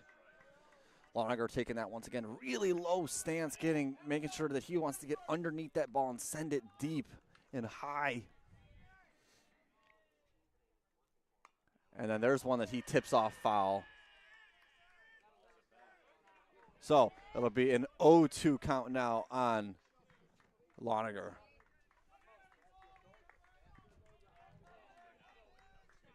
Loninger now behind in this count early, not what he wanted to do. And he watches another one go in high for a ball. So 1-2 now for Loninger, and really, really good take there, Harj. Yeah, really good take there. It seemed like it was right on the top of the strike zone, but, good for John Lowinger to recognize that it was going high. Lowinger now readies. Watches another one go high. Lowinger, great eye. 2-2 the count now for Lowinger. Fought his way back to an even count. after being down 0-2 really early. Lowinger looking to just get any sort of contact he can here and get that ball outside of the infield. And he swings and misses at that one, and that's a strikeout for Lowinger. Yeah, he was hunting that fastball. He just swung a little bit too late there and couldn't get the contact on it. And now we have Aiden Orr, the cleanup hitter for the Golden Grizzlies, and the freshman 0 for 2 on the day. The lefty will step in now and face McClanahan. And McClanahan being a right-handed sidearm thrower, that's going to favor Orr big time. Oakland's been able to get their guys on base. You just got to bring them home now. Can't let them stranded there. The biggest thing here is you cannot get yourself in a double play. No, because now with that out, double play is in the question. And you would think that Northern Kentucky would position their outfield and their infield to make that double play a possibility. Yeah, and so Lowinger, not Lowinger, Orr will watch one go by there, and he'll watch another one go by for a ball. 1-1 the count now on Orr. Aiden Orr, the freshman, struck out his last time up. He'll get ready for this 1-1 pitch. Here we go. And he'll send that one out to center field, fairly deep, all the way back to the warning track. And now Trent Rice will come home from third and tie this game up. We're back to 2-2 here in Rochester, Michigan, as the Golden Grizzlies get one home on the sacrifice fly by Aiden Orr. Almost had a grand slam. Yeah, that's the benefit of having bases loaded. You had a guy easily positioned at third for that quick run there. But now you got a good guy here in Brandon Nye to, have a power hitter with a guy on first and second just to bring someone home. Absolutely. So Bussey's still over there on first base. Griffith on second, and Nye now here in the batter's box, looking to bring somebody home and get ahead in this game. So 2-2 where it counts. 1-0 is the count in this one. 3 runs now for the Golden Grizzlies, 6 for the Northern Kentucky Norse, and 2 errors for the Golden Grizzlies, though, is the difference in this one, I think, to what could be an 0-2 game. Yeah, and that fourth inning where Northern Kentucky got majority of their hits just really turned the tide temporarily for the Norse, but it seems like Oakland's been able to battle back emotionally, mentally, and tie this ball game. Absolutely. So now Nye takes another one as he will have a 2-1 count now in the batter's box. McClanahan still up there on the mound. He'll fire one in on Nye, up high. Nye, 3-1 count now for Nye, and they're at risk of having the bases loaded once again.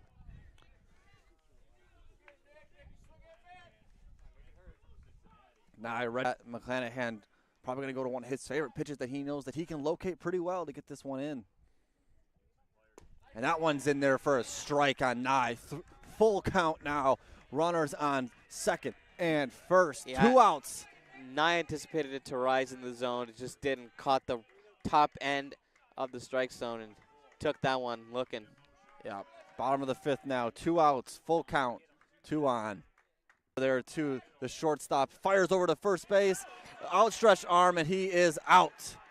So that'll do it for the bottom of the 5th. Oakland Golden Grizzlies leave 2 runners on base, 1 in primary scoring position as we get started to send it over to the top of the 6th inning where the Northern Kentucky Norse will look to answer the Golden Grizzlies.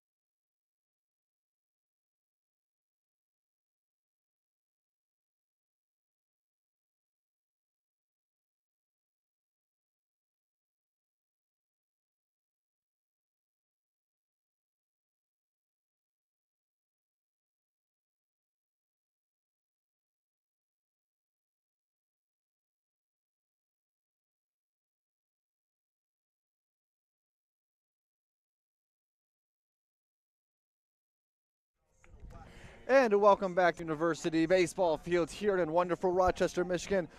We've got a beautiful day in the sky, but a little cold in the body temperature, as Kevin McAllister would say from Home Alone. It's a little nippy outside. And I'd agree with that, Harj. Yeah, I would agree with that. And I think the weather is playing a little bit of a factor here. Guys just aren't, getting used to their in their at bats, and both for Northern Kentucky and for Oakland. And with how dominant of a top of the fourth Northern Kentucky had, they were unable to do much of anything in the fifth, especially with their power hitters in the batter's box. Absolutely, and now Davenport steps into the box for the Northern Kentucky Norse. 2 runs, 2 earned runs, 2 walks, 4 strikeouts, and 1 double. Pitch count was up to 98 pitches total. Here's the pitch, and that one's fought off foul. So 1 ball, 2 strikes now is the count for the Golden Grizzlies in Davenport. Yeah, it looked like a wave and a miss there had he not got contact with the ball. Absolutely. Here's the pitch, and that one's in there, and it's called a ball. The unpaid officials don't like it. Nonetheless, we play on with that being a ball. 2-2 the count with no outs here in the top of the 5th inning. Saw a little bit of Tyner Ware action in the first game against Purdue. That was second, but Davenport's going to be into second, standing up easily for the lead-off double. Not the way you want to start it if you're Tanner Group, and gather yourself now. Absolutely. It seems like this is the story of Oakland's defense right now. They're battling against these batters and able to get them into a corner, but they're just able to get base hits, and especially these extra base hits, these doubles, they're really killing Oakland. Absolutely. So now Rowe, the junior, will step in. He's 0 for 2 on the day. The righty facing a lefty here, the lefty being Tanner Ware. Tanner Ware's got an ERA this year's win-loss, 15 total appearances this year, 33 innings pitched. He'll send another one in for another ball. So 2 balls, no strikes here for Tanner Ware facing Rowe. Really strong start against Davenport, and ever since then he hasn't been able to find a rhythm. Absolutely. And that one was an attempted bunt that hits still in the batter's box at the moment. Brennan Rowe comes into this one, batting .254, and that one's in there for a strike. So 3 balls, 1 strike now for Ware. Yeah, good ball placement on the inside of the strike zone there. See if he can string a few more together. That one comes in for a high pop-up foul ball. Racing towards the dugout, it kicks off the top of the Northern Kentucky dugout. The catcher in Heidel thought he might have a chance to field that one, but nonetheless, it kicks off the top of the dugout of the Norse. So Heidel works his way back in, gets his equipment back on, and we're ready to get back here. Brennan Rowe still in the batter's box. There's another pitch, and that's a walk for Brennan Rowe. So 2 up and 2 on for the Norse. And we're back at the start. We're back at the top of this lineup now for Northern Kentucky, and with 2 batters on, Cleary Simpson in the box, and Tanner Rowe's got to lock it in now. Yeah, and we're gonna have a mound visit here by the Oakland University. There's some action going on in the bullpen. Just looks like a bit of a stretch and toss. Yeah, a little bit of a stretch and toss. Not too heavy of a warm up there. Oh, but you wonder if at some point. Excuse me, that up there. Yep. He was warming up, and then when we looked over there, he was throwing the ball back to end his warm-up. So we're going to have a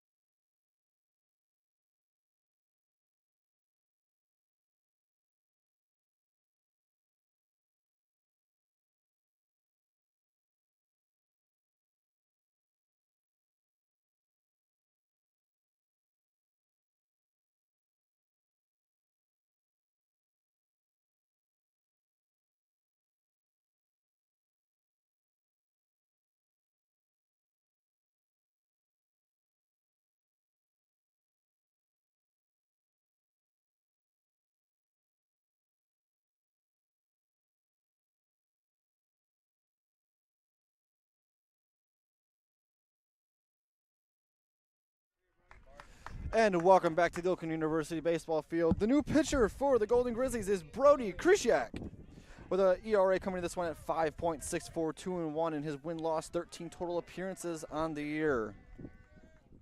27 strikeouts, though, for him, one of the higher numbers for this team. Here's the bunt attempt, and that one's in there low for a ball. So Krzysiak comes in a bit of a pickle on this one. No outs, 2 runners on, and then runner at first is Simpson. Yeah, his inheritance isn't great. And that one's a wild pitch, hits off the catcher's glove, and a runner advances. So now we have runners on second and third. Yep. 2 in scoring position, no outs in this one, top of the 6th. Uh-oh. Uh-oh. That's a great way to summarize that, Drew. Uh-oh. Yes. Thankful, great in scoring position, but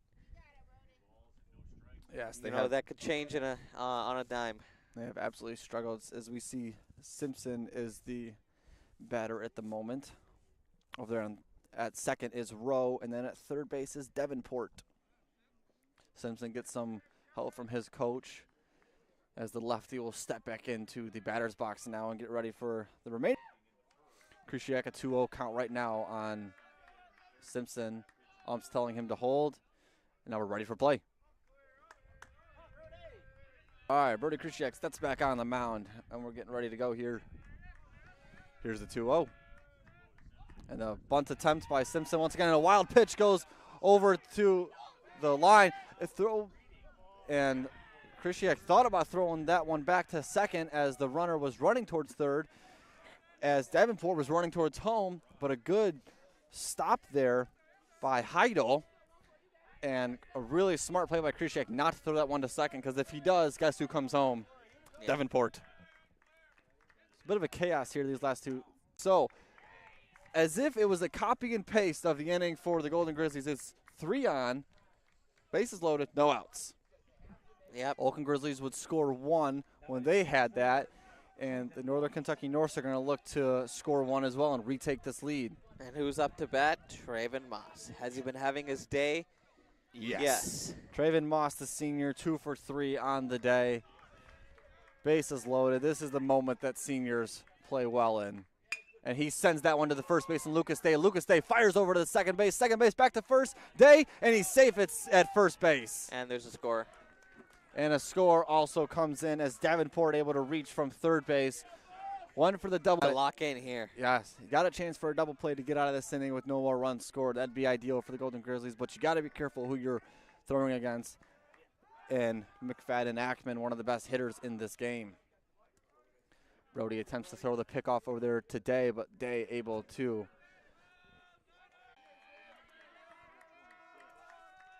Bunt attempt by Ackman, and they're going to call that one a strike. Yeah, he didn't like that one. He was hopping around, furious. Yep. McFadden Ackman showing bunt again once again here. It was good placement by Krzysiak. It was. Throws off a pickoff over there today. Day grabs it, and the base runner back in time. So Brody Krzysiak will ready up here once again on the mound. Look at McFadden Ackman. Here's the pitch, and another foul tipped back. So 1-2 now the count on McFadden Ackman with a chance to retire him for the 4th time today. He's already been retired 3 times. And then get yourself into a good situation with 2 outs in this one. Krzysiak fires that one. McFadden Ackman fought off that one foul once again. Yeah. So 1-2 remains the count here with 1 out. He's going to keep this battle, this at-bat alive as long as he can and do so.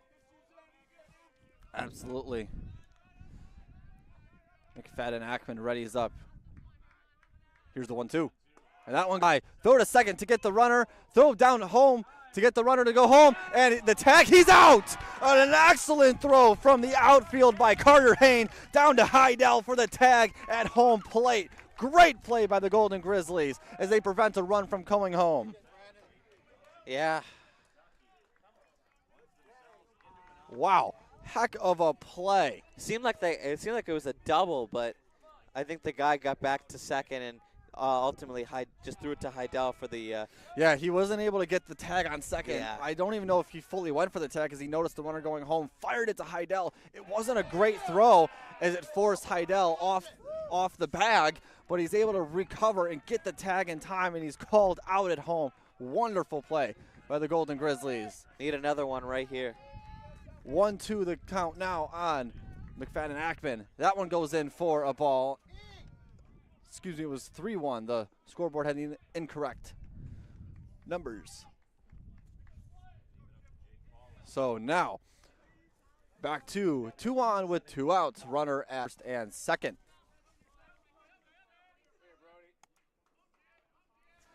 Krzysiak will ready up now.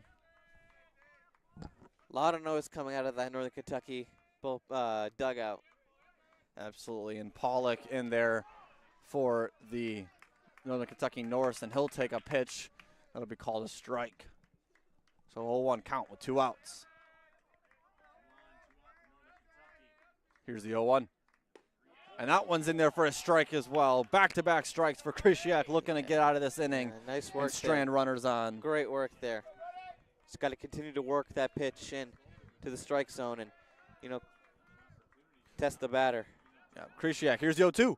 And that one goes high, hits off the glove. Runners will advance here as Hain couldn't field that one cleanly. So we'll have 2 on with 2 outs. 1-2 is the count. Runners in scoring position.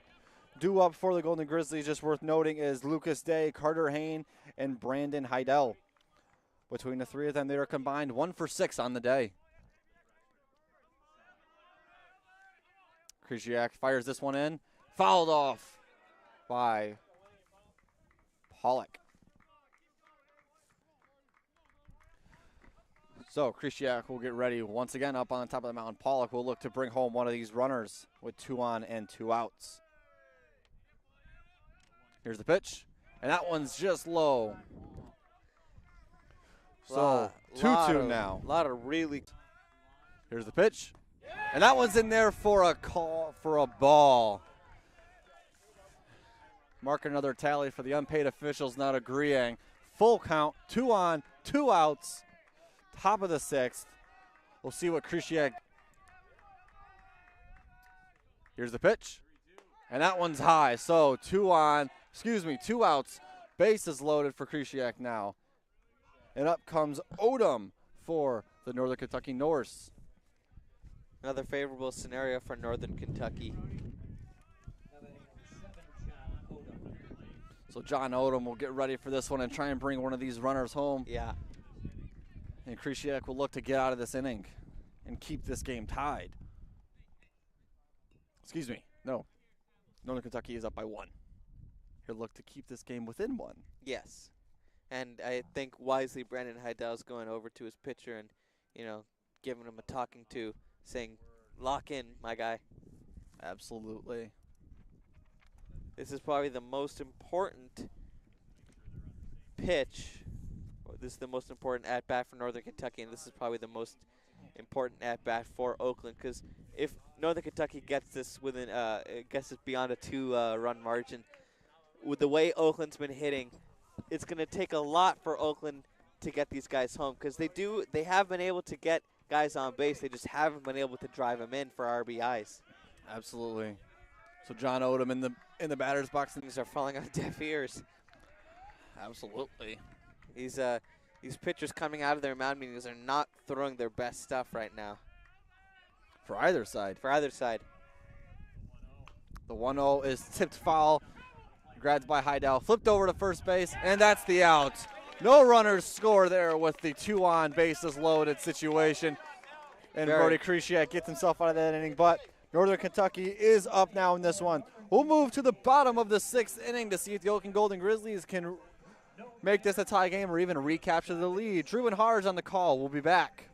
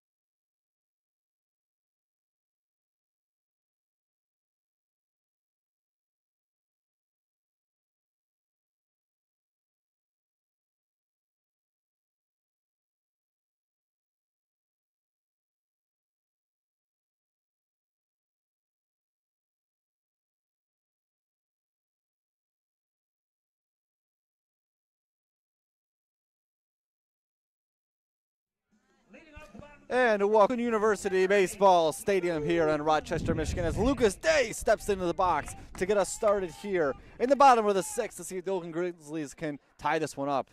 He'll watch the ball go high on the first pitch.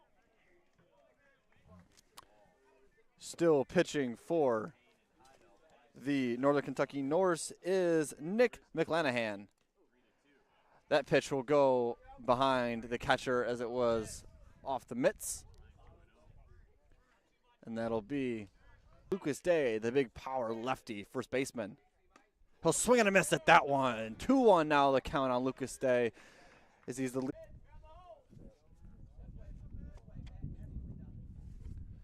Here's the 2-1, and that one's in there for a ball as well. So now 3-1 the count for Lucas Day. He's ahead in the count early in this at bat. And that one fouled off by Lucas Day. 3-2 now the count for Lucas Day. I just followed through a little bit too much, ended up right behind him. Yeah, so Lucas Day, 3-2 now the count. Here's the pitch, and that one outside. Lucas Day will take a base, and that's a leadoff walk for McClanahan. Yeah, great job by Lucas Day to keep his composure on that one. Still at 0 outs, and Oakland's got a batter on base. Yep, now coming into the batter's box is Carter Hain, the second baseman, who had a phenomenal throw down there to Heidel in the top of the sixth and a run from being scored. He'll look to make a even more significant play here at the plate as a batter. And that one inside for a ball. Yeah, that fastball seemed to get almost some skin there from Carter Hain. It was so close. As Carter Hain will ready himself here. McClanahan will look it over. Here's the 1-0. And that's a swing and a miss by Carter Hain. That's the second batter in a row that's just taking this big gulp and has not come up with anything. So Carter Hain will step back in. Here's the 1-1. And that one is sent deep to right field. We were like, it's Carter Hain. He's swinging for the fences. There, he redeemed himself and got the shot he needed over the fence, and now Oakland has a lead. Yes, Oakland not only ties it, they take the lead in this one. Momentum and storm changer. Back after they have traded leads back and forth with the Norse. The lead is now 4-3 in favor of the Golden Grizzlies. And this is a different ball game than it was about a minute ago, Drew. Absolutely, and Heidel slaps one past the first baseman, and that's an easy flip there for the second baseman over in Odom. Gets it over to McFadden Arkman, excuse me. So now, 1 out here in the bottom of the sixth inning, but nonetheless, let's talk about that homer. It's now a 4-3 ball game in favor of the Golden Grizzlies, and there's some life here in Rochester, Michigan. And that one's in there for a strike on Rice.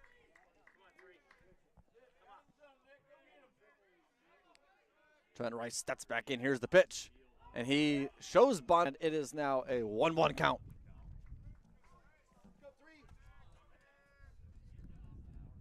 Trent Rice readies up. 1-1. Rice bunts this one down. Great bunt to the third base line. Flips it over to first. And he was pulled off the bag, it looks like, and he's going to be safe at first? No, he's going to be out. He's going to be out. Yep. Sorry.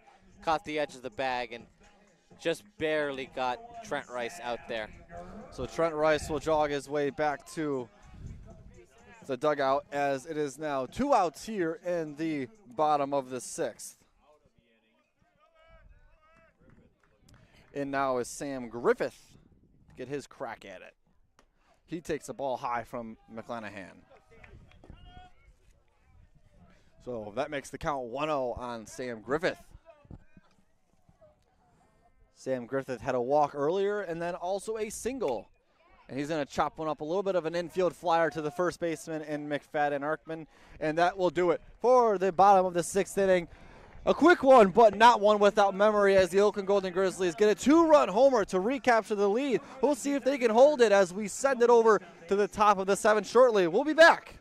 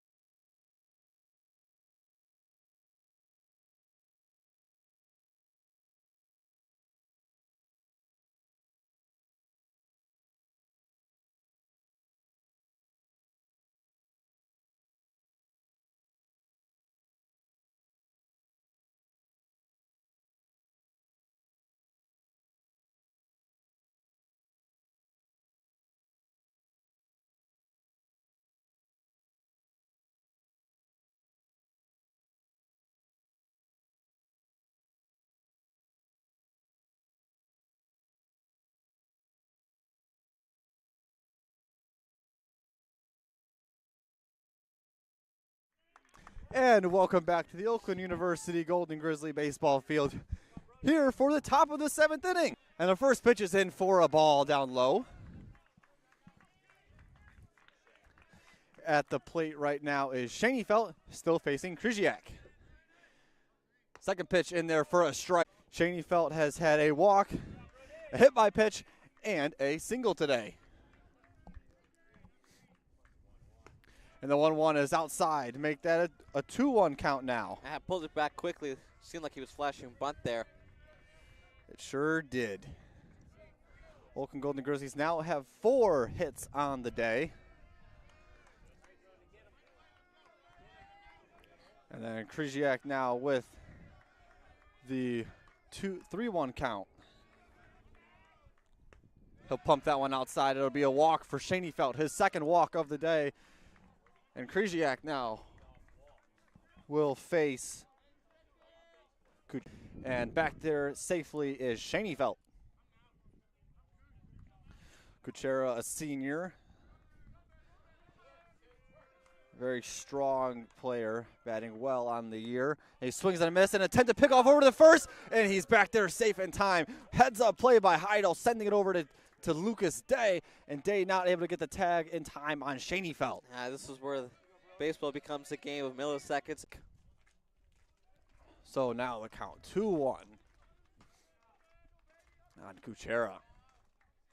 Space today. Here's the 2-1. That ball goes high. Another pickoff attempted and not in time. Really wants to steal that second base bag. They have 10 steals on the year as Kuchera is walked here. So it'll be 2 on, a leadoff walk, and then a second walk. And now Davenport comes into the batter's box. And this has all been Oakland, man. I mean, these are 2 back-to-back walks. Kuchera and Shaneyfelt haven't gotten hits, so this is on Krzyziak to really control the narrative of this game and really make sure that he's controlling what Northern Kentucky's given him. Yep, and we're going to have a pitcher change here when we come back, so we'll take a break as we just saw the last of Krzyziak. So we'll be back shortly to announce a pitching change.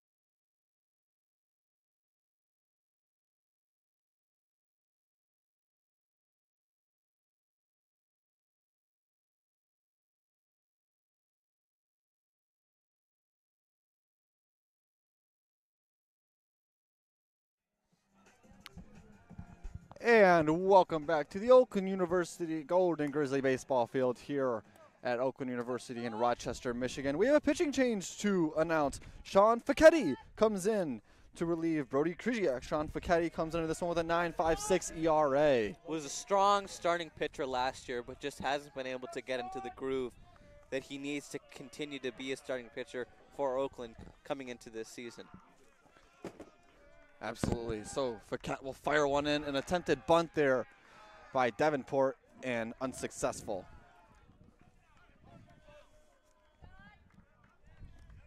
So Fachetti's first pitch goes for a ball. pop-up foul, and it will hit the backstop. Got a little nervous there, Harj. It was trapped on that netting. Talking, and you hear us talking about a foul. That means we ran. Yeah. Sorry, I have a final on Tuesday. I do need my computer. All right, so Facchetti will regather himself now with 2 on here and no outs. And he'll fire one down low for a ball. Heidel will think about throwing to third, but decide not to as he knew there was no chance. So wild pitch causes runners to advance to second and third. And Northern 2 Kentucky's, on, in scoring position, no outs. Northern Kentucky's dugouts getting back into it. Yep, is there a possible another lead change happening here soon? As we see another arm get working up in the Oakland University Golden Grizzly bullpen. Facchetti sends one here down low, a check swing, he went. So Facchetti will look at his armband and figure out what he wants to do here. Here is the 2-0, or 2-2, excuse me. And that one's in for a ball, bounces to the catcher. So full count now, 2 runners on, no outs. Here's the pitch. And that one's fought off foul deep behind us. Have fun, whoever has to go track that one down. Yeah. Your steps in, young fellas. Top of the 7th, 4-4 is our score here. 0-1 the count at the top of the 7th, 4-4 is our score here. 0-1 the count at the moment on Brennan Rowe. Sean Facchetti sends another one. That one's tipped as a bunt. Sean Facchetti sends another one. That one's tipped as a bunt. Advances the runner. Ball to first, and he's out at first. Runners advance, though. Now 2 on with 2 outs here. It's becoming intense now. I mean, as this game has progressed, we're in the 7th. Can Oakland hold on? It's more so of who can hold on. Who can stop someone else from scoring. It's nothing but lead changes back and forth and back and forth. Well, that's what Oakland does against Northern Kentucky, especially in baseball. Norse have had the edge. I mean, they have won the last 3 series. They've swept the last 3 series in Kentucky. But, you know, Oakland won the series last year in Rochester, and they knocked out the Northern Kentucky Norse from the Horizon League tournament. So they made it interesting. And they've been giant killers. And then Facchetti fires one in there for a strike on his first pitch against Rowe. Here's the 0-1. And Rowe sends one fouled. Make it 0-2 now for Brennan Rowe. On third base is Kuchera. Runner on first base is Davenport. Excuse me, second base.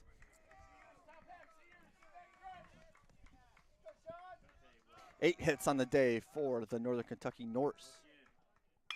And that one is drilled over the head of Griffith. It gets into the center field. Bussey sends one to the second baseman. And 2 runners score for the Norse. 6-4 now for the Norse. It's a 2 RBI single for Brennan Rowe.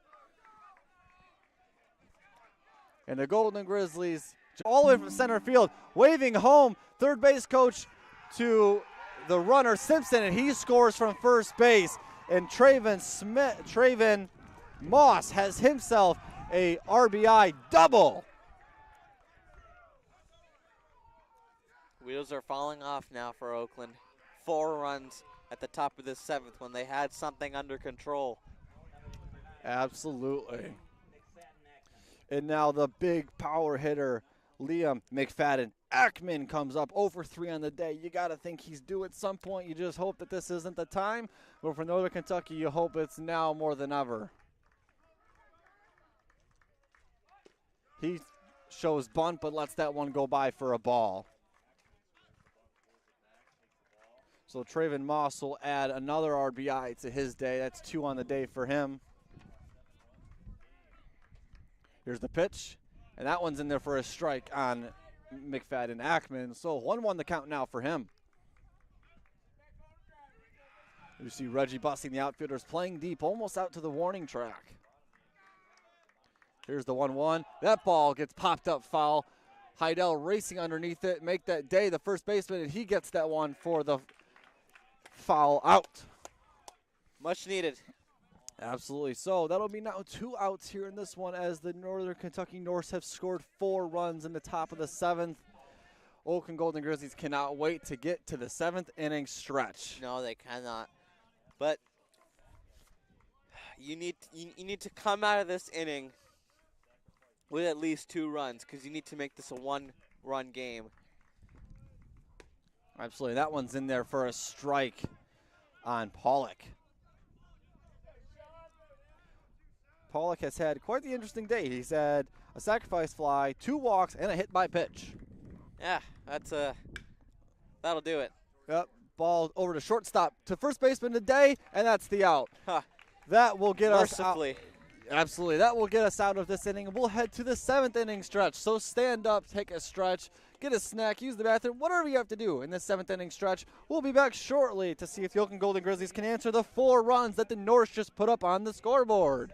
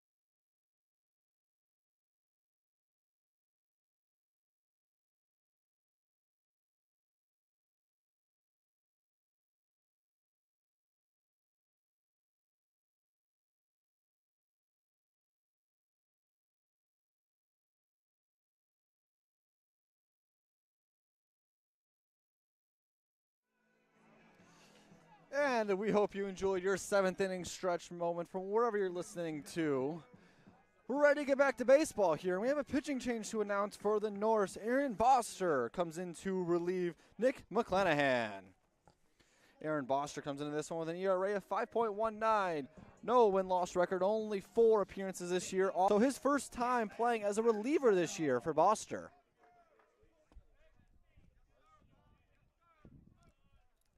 And for the Golden Grizzlies in the batter's box right now is number 36. Gavin Arsenault. Gavin Arsenault. He is going to relieve Reggie Bussey of his duties today.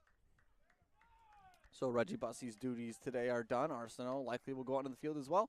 It will be interesting to see if they play him at center or if they move around some of their players. Yeah, I think he's going to just take Bussey's spots 1 for 1. Yeah, Bussey struggled a little bit today to get the bats cracking. Got on base a couple times due to some walks, but looking to see if Arsenault can give them a little bit of a different dynamic that Bussey cannot. And then that's 3 pitches and 2 balls and 1 strike now on Arsenault.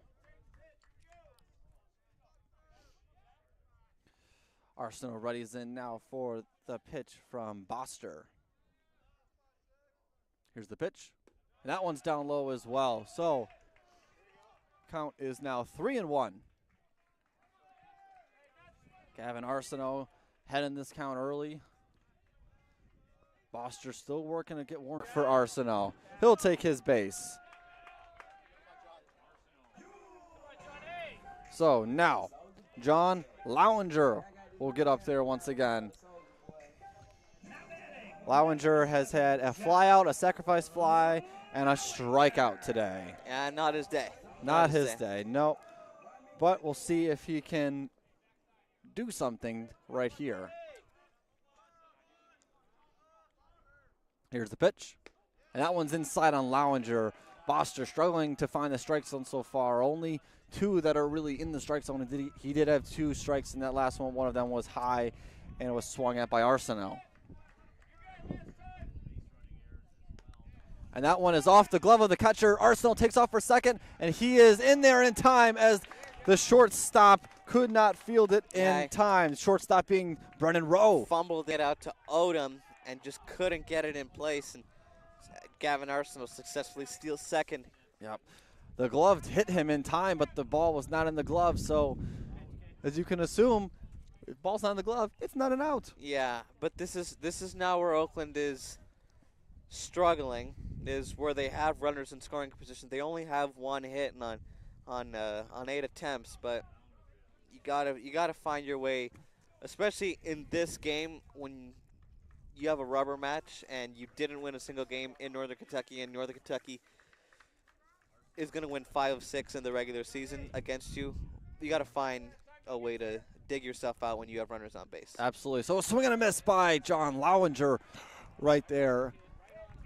So now that makes the count 2-1 for Lowinger. Still ahead as he is. Arsenal over there at second takes his lead off.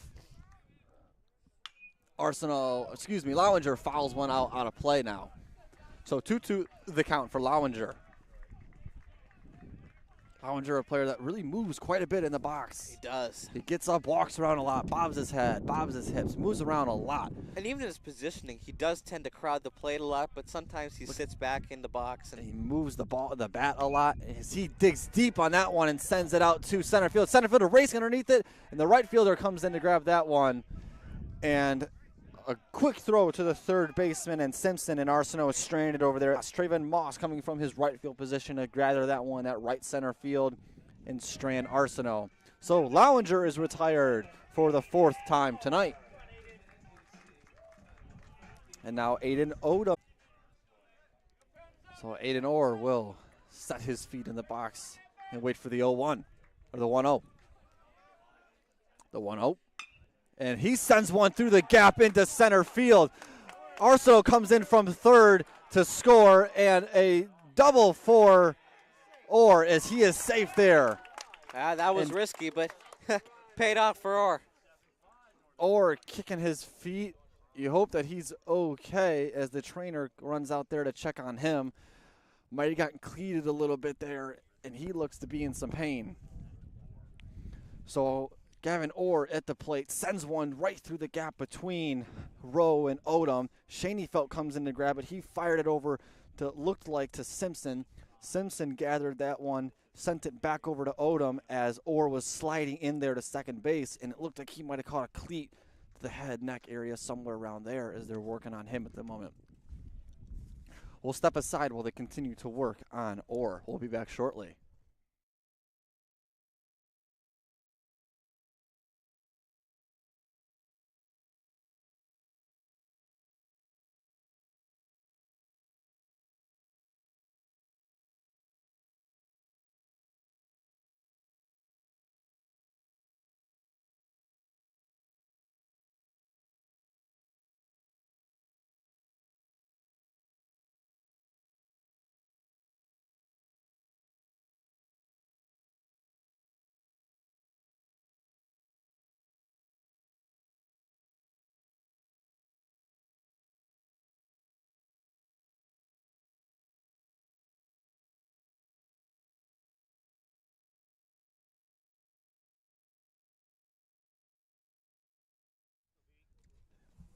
And welcome back, everybody, to the Oakland University baseball field. Orr is making his way off the field right now with the training staff. A little bit of a smile on his face, able to walk off under his own power.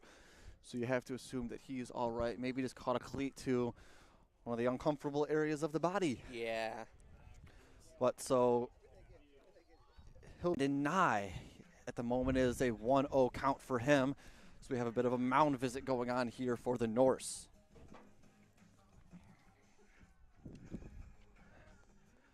So as we look at this one, Boster has come in 4.88, win-loss 1-1. He's played in 18 games, though, this year, only started one of them, so a big-time reliever for them. 24 innings pitched, so a guy that pitches a lot of just 1 or 2 inning quick stretches, 29 hits given up, 19 runs overall with earned runs of 13. So a couple of errors have taken place while he's been out there, 19 walks as well, 24 strikeouts.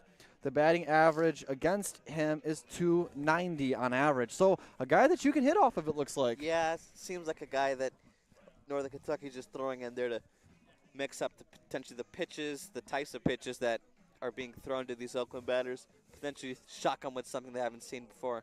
Absolutely. So we'll see if he can be a help to the Norse to try and get out of this one and win the series 2-1 as they won the first game, but Oakland stormed back yesterday and won that one. We won't even talk about that first game. Let's just say that it was a score of +20. Well, let's give it its due diligence, because it has made this game extremely important for Oakland. Less so of a strategic advantage, more of an emotional advantage, because it gives them a great chance to, kind of get within themselves and, emotionally settle in when they have a lot of home series coming up, especially one against Wright State at the beginning of May. So really important stuff here for the Golden Grizzlies. Yeah, and that one, I think it kind of maybe woke them up a little bit, or awoke them, because it definitely was not their best game. And it was one of the better ones for the Norse. You put up 24 like they did against anybody. It's respectable. So Brendan Nye is in the batter's box right now for the Golden Grizzlies. The count on him 0-1. And an attempted pickoff throw over there to Pollock. He's able to get back in time safely. So Nye in there still. He'll step back in and he's ready to go. But it is still Jake Johnson. As we said, the pitching change took place and he's in there for Buttar. Nye check swings and lets that one go by. Good take there by Nye. Yeah, nice job there to recognize it was going low and avoid swinging. So Nye up there. Johnson, here's the pitch. Oh, he'll look over to second. Here's the pitch. And Nye fouls that one off real strong to the net right in front of us. So Nye will do a little lap around the boxes. And he'll work his way back to his stance at the right batter's box. The big, tall righty will step in now. Count 1-2 on him, where it counts so Northern Kentucky by 2 in this one, 7-5. Johnson, here's the pitch. And that one's in there as a take by Nye. Northern Kentucky bench and faithful thought that one was a strike. 2 ground outs on the infield, and then also a double earlier today, though. Look over at second now. Here's the 3-2. And Nye will send one deep to right field, super high, racing underneath it is the right fielder, but it looked like it got out just in time. Trayvon Moss could not get there in time for that one. I was lucky it hooked that much, because it looked like it was going over the fence right over Moss's head. Absolutely. So Lucas Day will grab the bat for Brandon Nye. He'll take his box.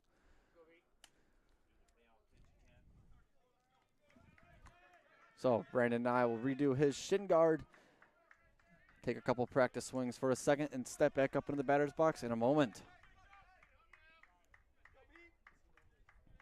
All right, here we go. Steps back in, gives his bat a little pound there. Johnson on the mound will look it over. He'll look over at second now. Here's the 3-2. Work and Jake Johnson in this at bat here, making contact with these balls as well. Yeah, extending his pitch count. Like you said, he's probably in there for a couple at bats, and then he's out. But you're really extending his pitch count now. And Nye sends one high and deep to left center. Racing underneath it is the center fielder, and he misjudges it. It gets down. Coming around the corner, his third is Pollock. Throw home. Can he get there in time? And he can. The Golden Grizzlies score one on an he was given, it looks like. Or, no, he's going to choose the intentional walk, excuse me. So they're going to intentionally walk Lucas Day, the big power lefty. We know what he can do. The last game I called when we played Toledo, he was actually intentionally walked as well. Yeah, just based on how he played in Toledo, I think he did score a homer. Yes, he did. He sent one deep to right field to get them on the scoreboard. The only time they'd score that game. But so now it's 2 on with 1 out. Here's the pitch, and that one is shot into shallow center field, super high. Underneath it is Schoenfeld. He's able to judge this one correctly this time. And a quick throw by Schoenfeld to hold Nye at second base. So 2 on now with 2 outs. Nye at second and Day at first. And now coming up into this one, Brandon Heidel, the catcher, comes up. He's 0 for 3 on the day. Not his day, but he's done great behind the plate. Yeah, he's gotten some great fielding opportunities. That's primarily where his success has been over the last few series, and really showing out today in the rubber match against the Norse. Here's the pitch. And he watches that one go in for a strike. So called strike there on Heidel.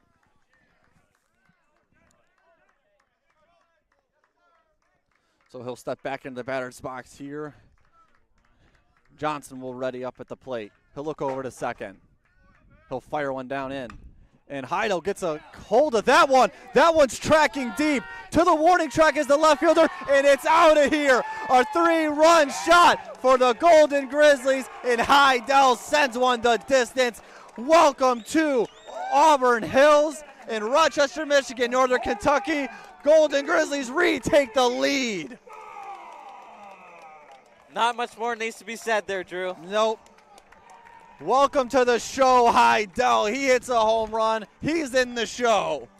These two teams are just trading blows now. That's the second home run for the Golden Grizzlies. They've been able to get these runs in chunks off of big shots. Absolutely. So a 9-7 ball game now as the Golden Grizzlies take the lead here with 2 outs off the homer by Heidel.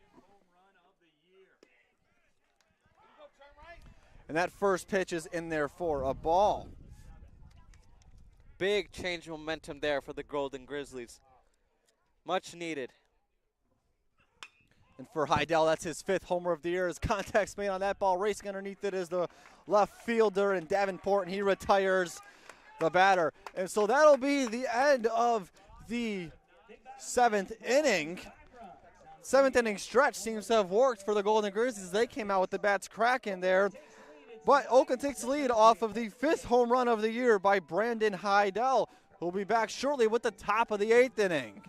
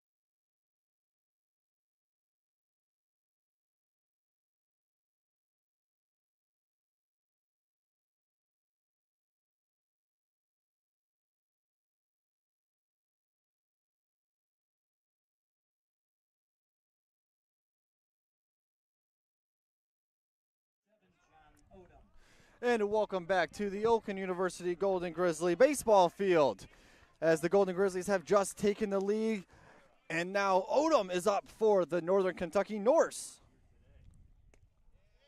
0 for 3 on the day, and that one's a called strike on Odom. Still at the mound is Sean Fakiti. And then he's able to make contact with that one and send it between the gap of the 2 infielders, and it looked like Oakland was going with a shift there, and no one was there to get that one. Yeah, it seemed like they were trying to adjust for Moss to push it to left field, and no one was there in the gap to pick it up. And Moss was easily able to drill that one between the shift. So now the Golden Grizzlies will reset here, and Fakit will fire one in. And that one's in there for a strike. So a leadoff single for Odom.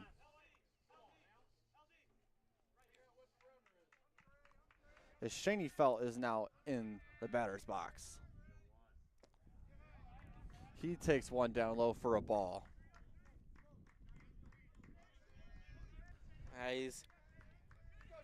Fakit looks over to first base here, readies up.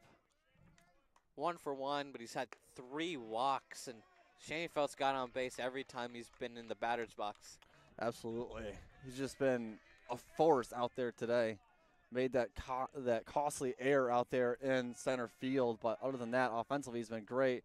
As an attempted pickoff is thrown here, and some contact between the first baseman and Lucas Day and Odom, and Odom's down without his helmet. You hope that he's all right. And he seems to be okay as he stands back up and gets set.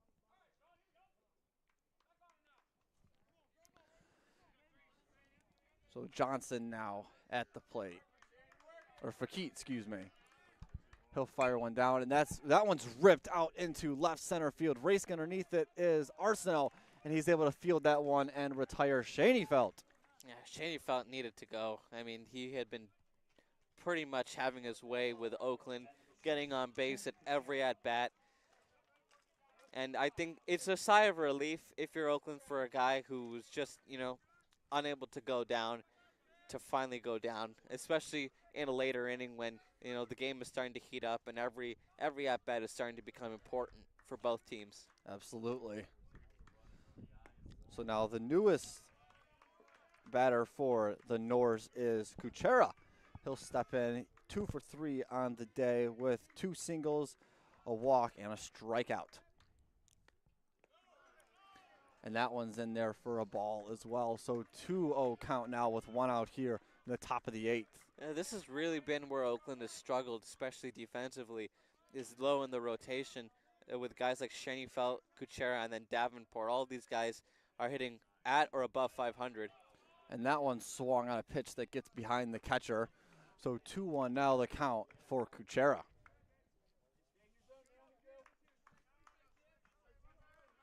Fakit will ready up over there on the mound, making a conscious eye on Odom over there at first base. 1 out here. That one will be fouled off by Kuchera.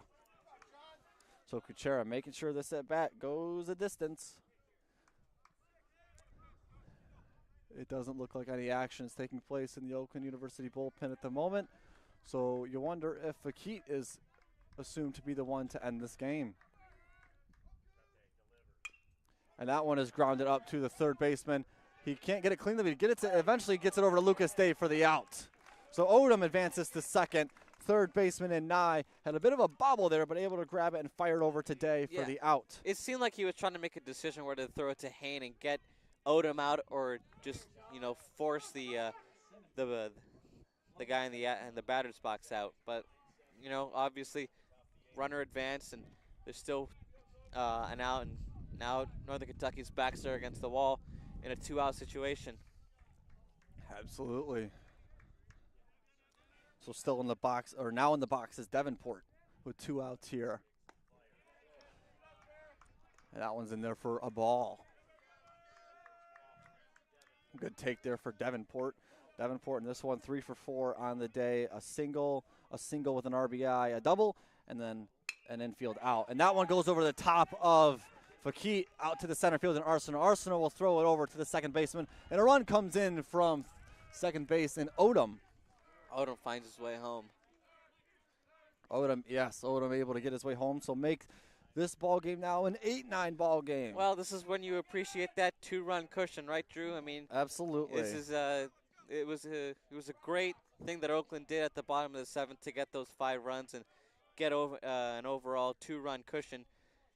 And now you're sitting pretty with 2 outs, and you have a chance to retire this batter and continue your offensive mojo here.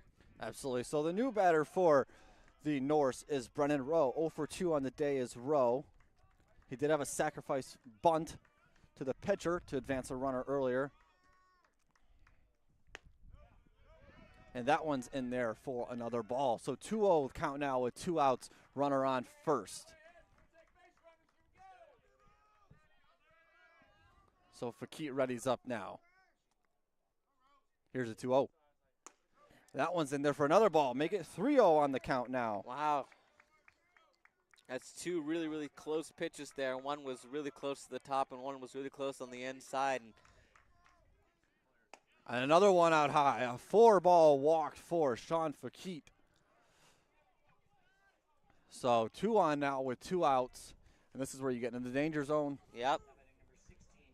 Well, I mean, Oakland has had a chance, and they've done pretty well against these top 4 batters. I mean, Liam McFadden-Ackman is 0 for 4. Pollock is 0 for 1. Simpson did get a hit, but, I mean, outside of that, he hasn't really done too much. The only one you've been concerned about is Trayvon Moss. Yeah. That first pitch is in there for a strike. So Sean Fakita will look over his armband. He'll step back up to the mound. Look down to Simpson. Here's the pitch. And that one's just in. So Fakiti will ready himself once more. 2 runners on and Davenport in row. Arsenault taking over at center field for Reggie Bussey. It's the only substitution we have so far. And that one's in there for a ball as well. People in the area thought that that one was going to be a strike. So 2-1 the count now for Simpson. Here's the pitch. And that one's high as well. High. 1 the count now for Fakiti. Still no action got to settle in the bullpen. Fakiti will settle down. Look over to second. Here's a 3-1. A contact made, fouled off over to Lucas Day, who grabs it. Runners will walk back to their bases, and we'll get set to go again here with a full count. So now what do you think you do here, Drew, if you're Sean Facchetti? You throw a strike, and you hope either they ground it out or you can throw a ball, because Simpson appears to have a really good eye in this at-bat. I don't think you can risk throwing the ball.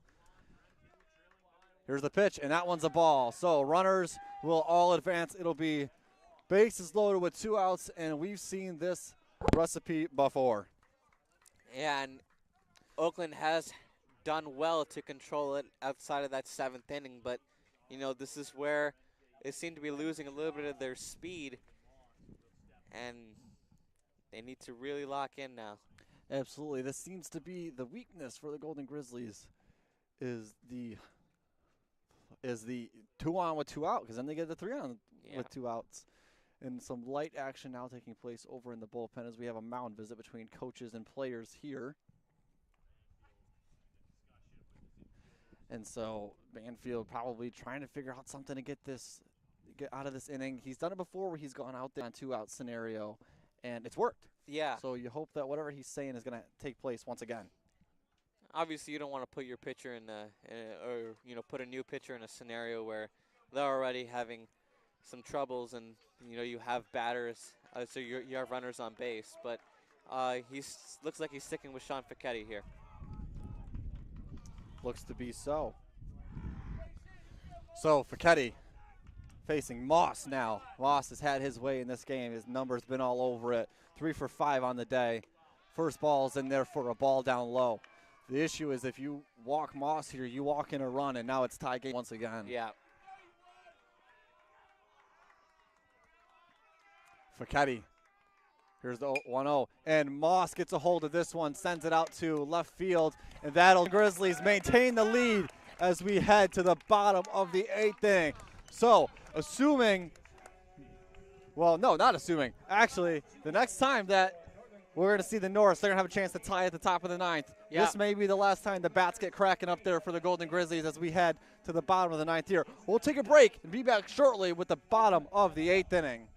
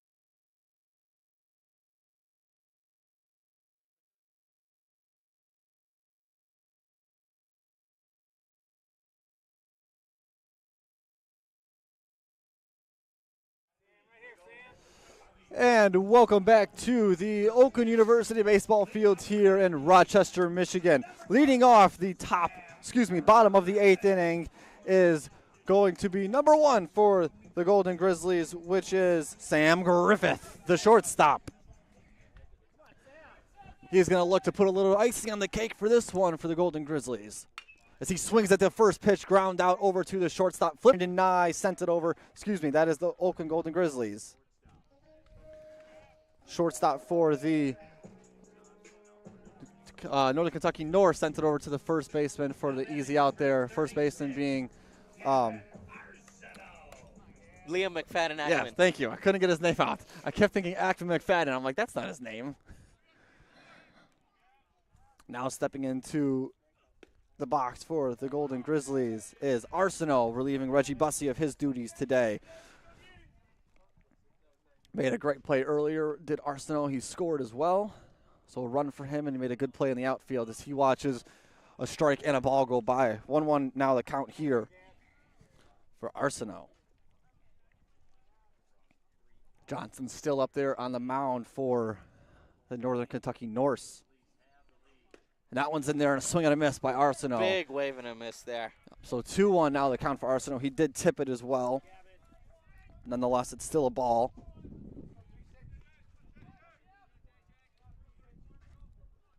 Johnson over at the mound.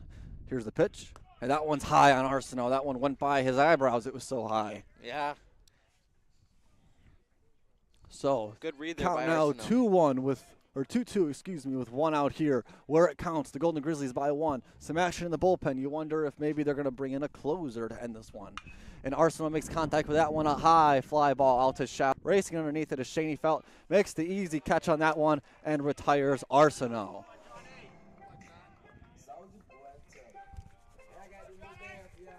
And now coming up to the plate is Launinger. And he's not had his greatest day today, but no better time to get it started than now. No. When it's most important. Absolutely. So Launinger will watch that first pitch go by for a ball. That ball was practically at Launinger's head. So Launinger now ready. And then he'll watch that pitch go down by his feet. So the 2-0 count now for Launinger with 2 outs, nobody on.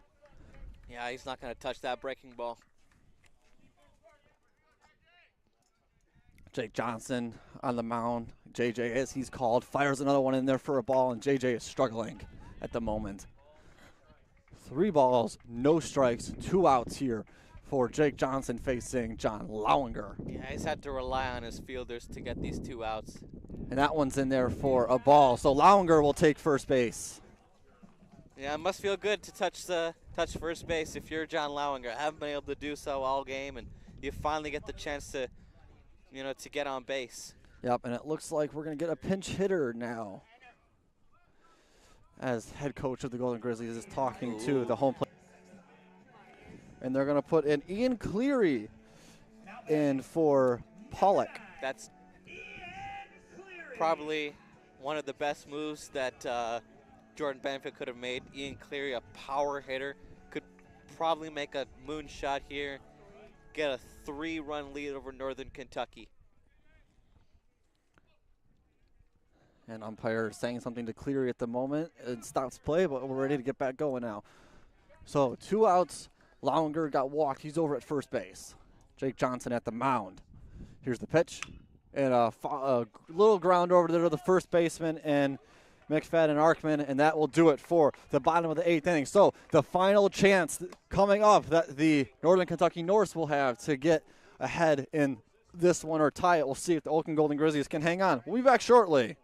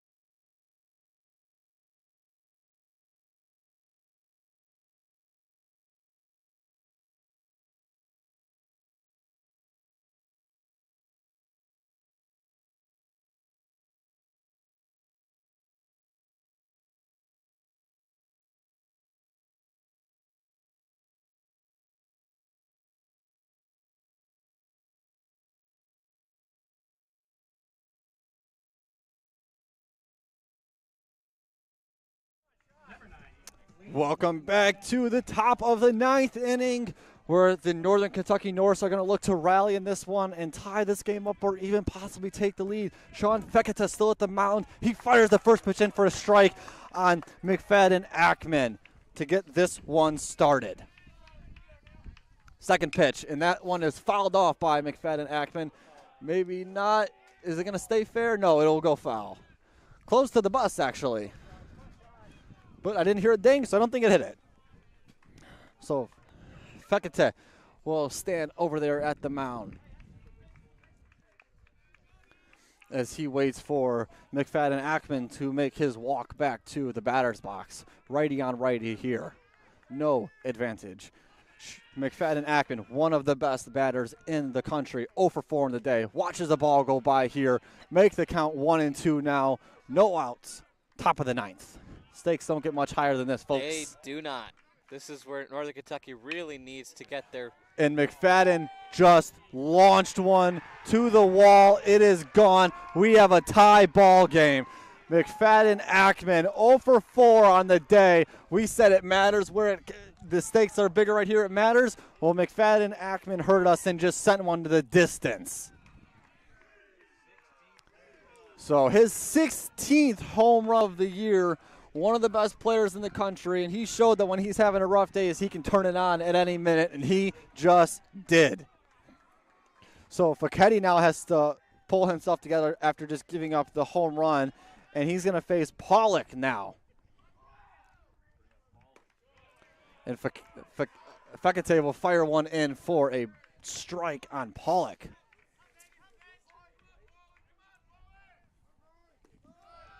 So 13 hits on the day for the Norse, 7 for the Golden Grizzlies, but yet we have a tied ball game. Another pitch by Fekete, and that one's just outside of the zone. So 2 balls, 1 strike, no outs here in the top of the 9th. Here's the 2-1. That one's down low for a ball. 3-1 now the count.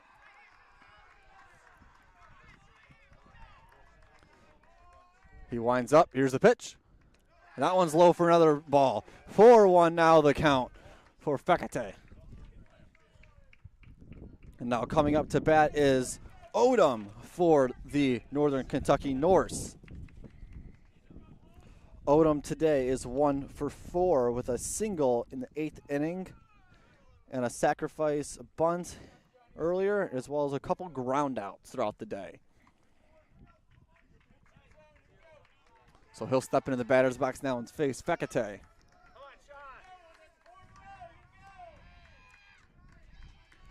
Fekete will fire now.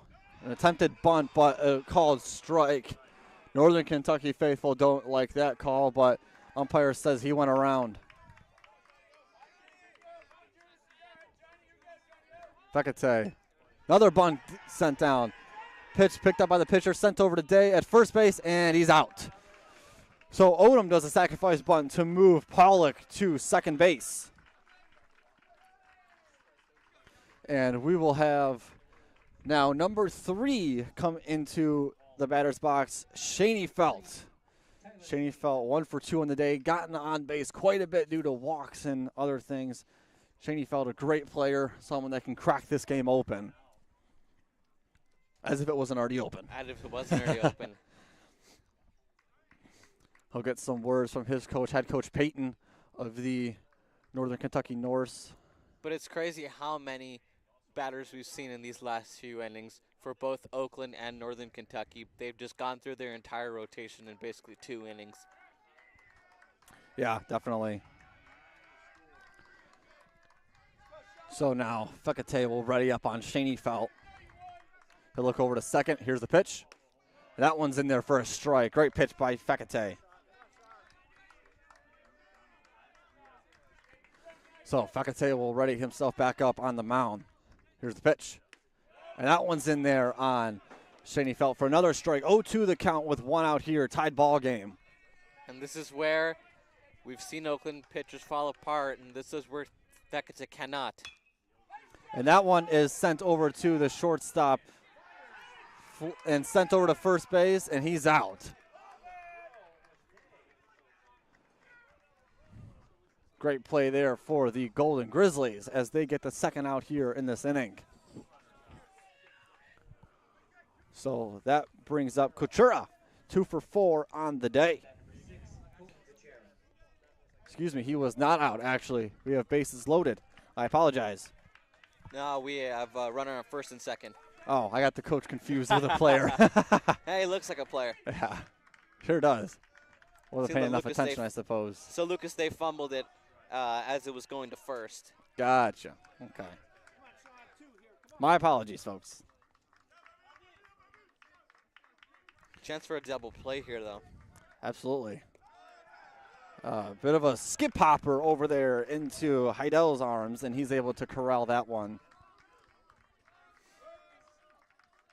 So no advancement there. Coach Earl ready for this next pitch. Here's the 1-1. Swing and a miss. 1-2 the count now with one out here, the top of the ninth. Up next will be Davenport, who's 4 for 5 on the day. Ground a double play would be real nice here for the Golden Grizzlies, so they don't have to face him again. Looks over to second as Fekete. Here's the pitch. And that one's in the top of the zone, called ball. So Fekete will regather himself, look around him, step back to the mound, look down to Kochura. Runners take their lead off. Here's the pitch. And then Kochura fought one off foul.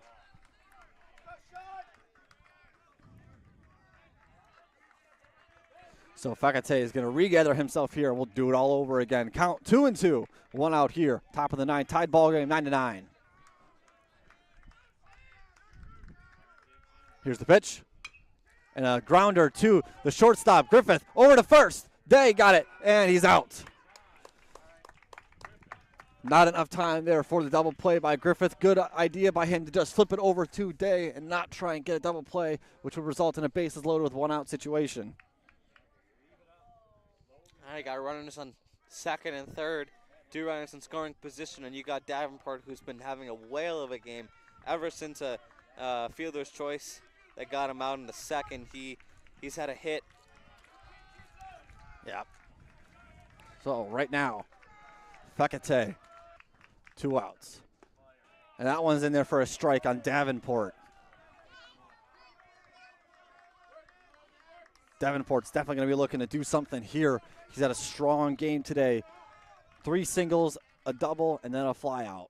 That one's in there for a ball. 1-1 the count. 2 on, 2 outs.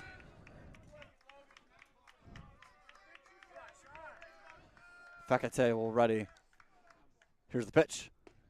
That one's in there for a strike. 1 ball, 2 strikes now for Fekete on Davenport.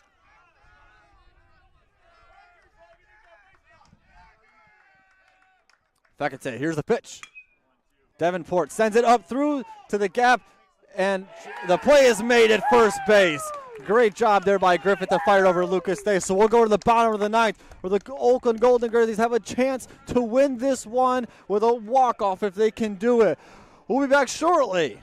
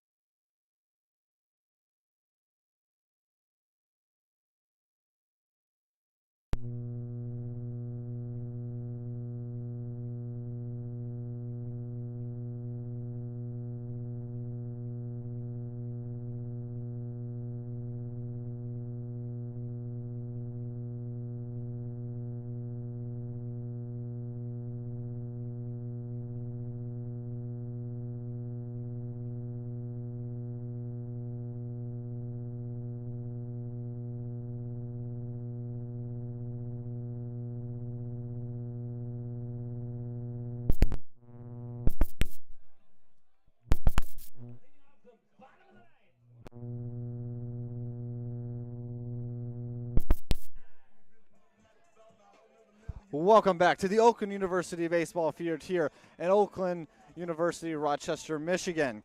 We have a pitching change to announce for Northern Kentucky Norse. Aaron Massey will be taking over the mound. ERA this year of 2.95, win-loss 3-2, appearances in 15 games, only 18 innings pitched, so a guy that is a big-time late-game closer utilized. He'll be going up against Brendan Nye right now. Brendan Nye 2 for 4 on the day. The Norse looking to hold.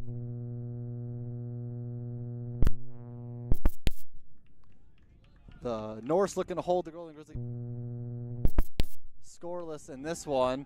We apologize about any of the sound coming in and out. We're having a little bit of technical difficulties at the moment, so just stick with us. We'll get them sorted out. So we have a 1-2 count right now on Nye, and Nye will take a ball high. Check swing held up. So at the mound, Massey over there now. He'll dig into his bag of tricks and see what he can dial up on Nye to get the out. And Nye will think about how he can get on base or extend this attempt. The 2-2, Nye drills it out into shallow right field. And that's a leadoff single for Nye. By Nye to recognize the gap, got the single, and he's really feeling it now. Yep, and so now coming up will be, you wonder, they intentionally walked him earlier. Is there a chance that they could possibly do it again? But I guess we're going to find out shortly. Yeah, and if there's anyone to send a power shot home, it's Lucas Day, your home run leader. Absolutely. So Day will ready up now.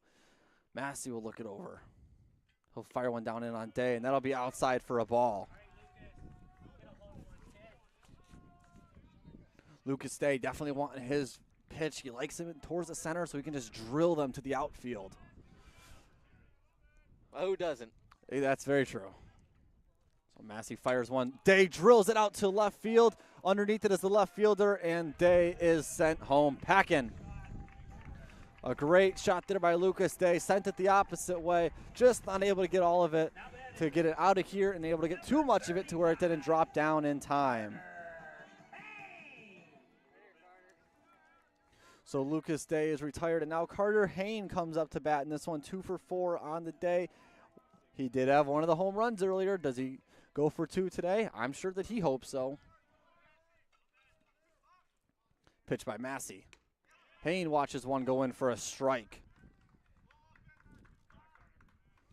Carter Hain will regather himself. A bit of a different stance than some of the other guys. Stands more towards the back of the box, toward more of a neutral stance, rather than up close and close to the plate. Here's the pitch by Massey.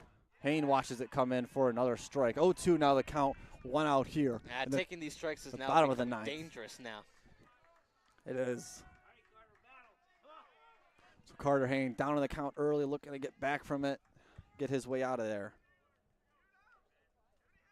Here's the pitch, and that one goes high for a ball on Hain. Good eye there by Hain. So for 1-2 on the count over there, Nye at first base.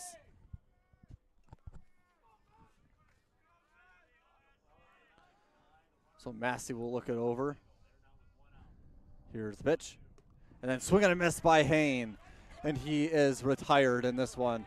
So Carter Hain will go back to the dugout. And coming up is Heidel, your 3-run shot homer from earlier, who gave the Oakland Golden Grizzlies a temporary lead. Well, let's see if he can do it again here, Drew. Absolutely. He's going to look to get a hold of this one, I'm sure.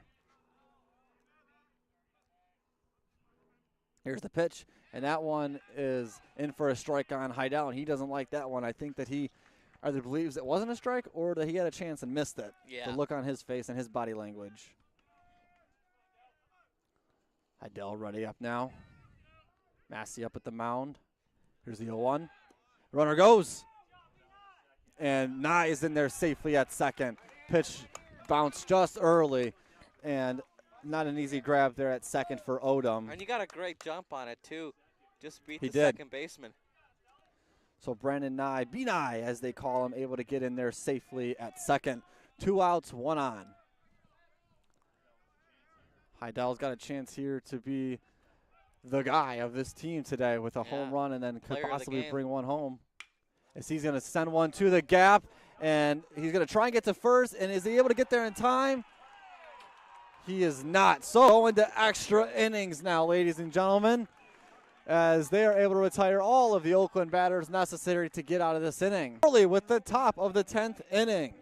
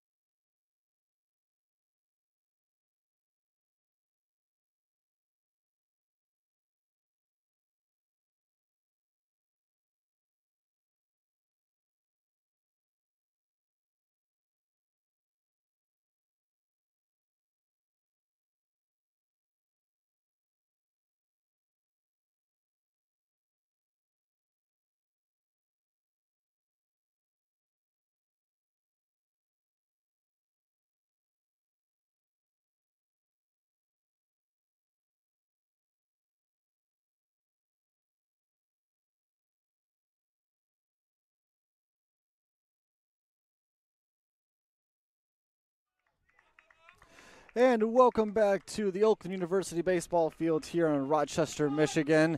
And we get set for the top of the 10th inning as we go to extras. This game tied at 9-9. Brennan Rowe steps into the box to lead us off here. Still on the mound, though, is Sean Fekete. And we'll see what he has to offer. And he pumps one in now for a strike on Brennan Rowe. Much needed. Absolutely. Good start. Another pitch, and Brennan Rowe sends this one high in the air, about a mile up.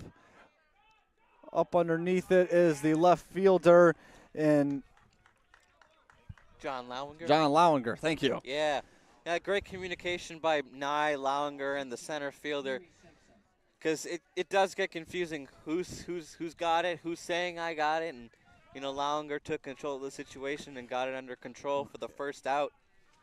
Absolutely. Yeah, Lowinger, Griffith were both underneath that one, but eventually Lowinger took control and caught that one. And so now in the batter's box for Cleary Simpson. Cleary Simpson, yes, thank you. And he thinks he got hit by that one. But doesn't look like he did. The count is 0-2 now. Get called strike. So they go, the order turns over back to the top with Cleary Simpson in there at the moment. Here's the pitch. And he sends one out to left field, but hooking foul, and it will stay foul. So count remains 0-2 for Cleary Simpson.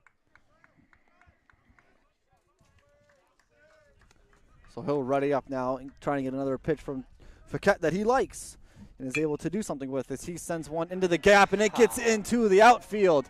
Cleary Simpson, and it's unable to be handled by the outfielders, and he's able to get in there to second for a double. Yeah, an inadvertent double on that. Probably would have gotten it had Carter Hayne gotten a good look on that one. Yeah, so Simpson unable to, or I'm sorry, the outfielder, and it looked like Arsenal possibly unable to get control of that one. And so nonetheless, the Golden Grizzlies give up a double here early. So now Sean Fekete will wheel and deal once again. He'll pump one down low for a ball. Well, thankfully you have that out, so you do have a little bit of something at your back, and just get good play here on Moss and just continue to knock down these batters one-on-one. Absolutely. And that one is sent to the outfield. Center fielder coming underneath it, and Arsenal. And Arsenal able to get that one, and then Simpson decides not to run towards third base. Yeah, probably a smart move there to just stay at So second. two outs now with Simpson stranded over there at first base. So Fouquet will look to retire another batter here. The great And they're Liam. gonna elect to walk. Yeah, smart move. Yep, they're gonna elect to walk McFadden Ackman in this one, which is a great idea due to his ability to get runs in. Yeah, especially considering he hit a dinger out to right field and completely flabbergasted Oakland 4 extra innings. Yes. So it'll be a bit of a pinch hit here. Not a bit, it is a pinch hit here for the Northern Kentucky Norse. And Mitch Wood will come into the box, and he will relieve Jake Pollock. Mitch Wood batting .299 on the year. So he'll ready his stance and take the pitch from Fouquet once Fouquet is ready. Look over to second. Here's the pitch. And that one is low. That'll be a ball. So 2 on, 2 out with one in scoring position. Simpson at second, and then McFadden over there at first. And then Wood, check swing, no, did not go. It'll be a ball. So 2-0 the count now with 2 outs here in the top of the 10th inning. So, you know, you want to talk about a third game that decides a series. What better than to go to extras? Absolutely. These two teams are duking it out. Yeah, and then Fouquet fakes it for a pickoff, but not in time as Simpson was back there at second base in time safely. So Fouquet now will look over to Wood. Ready himself, back to second. Here's the pitch. And that one will go low to the ground for a bit of a roller. So 3-0 now the count. Yeah, Fouquet's losing this at bat right now. He's got to work his way back. And best case scenario for Fouquet, he strikes out Mitch Wood here and strands those runners on base. There was some action in the Oakland University Golden Grizzly bullpen earlier, but none now. And Fouquet throws another one in for a strike. So 3-1 now the count for Fouquet. So Fouquet will look over again and trying to retire Wood to get the final out on the top of the 10th and get the Oakland Golden Grizzlies bats up there. He'll throw another one in for a ball, and that'll be a walk. So base is loaded with 2 outs. Harj, here we go again. Here we go again. Base is loaded with 2 outs. It's been the recipe for both these teams today. So we'll see if the Golden Grizzlies can get something in order to stop the Kentucky Norse. And for Fouquet, he's walked quite a few batters today. So he has got to be careful here that he doesn't walk in a run. And the first ball is up high. So that'll be a ball. So 1-0 now the count for Fouquet. Northern Kentucky Norse bench making noise over there. Fouquet, second pitch. And that one's down low, but a strike called. Clips the corner. So Fouquet up there really working, digging deep in the gas tank as a closer. Third inning now. And that one's chopped over to the infield. Throw to first, and it's in time. Day is able to get it, and that will retire the batter. So we'll move now to the bottom of the 10th to see if the Golden Grizzlies can walk this one off for the second inning in a row. We'll be right back.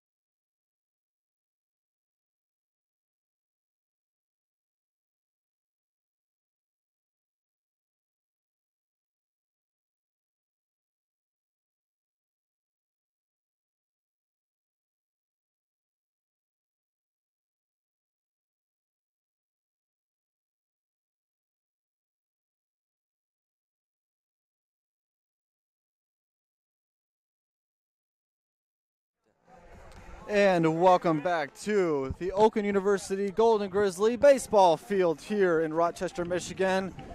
It's getting deeper into the evening as we are in the bottom of the 10th now. Up to bat is Trent Rice for the 2 ground out to fly out and then a hit by pitch today. He's going to look to get himself on base and get this game over soon, as that first pitch is in for a ball just inside on him.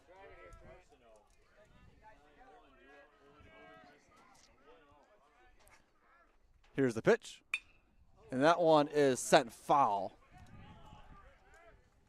So Trent Rice looking to get something going out there for himself to try and end this game for the Golden Grizzlies. Still at the mound is Aaron Massey for the Norse. Here's the pitch by Massey. And then Rice sends one deep into left field down the line. That'll be 2 at least for him. Moss running over to get it, and he is in there safely at second. No outs. A leadoff double for Trent Rice. Huge double there.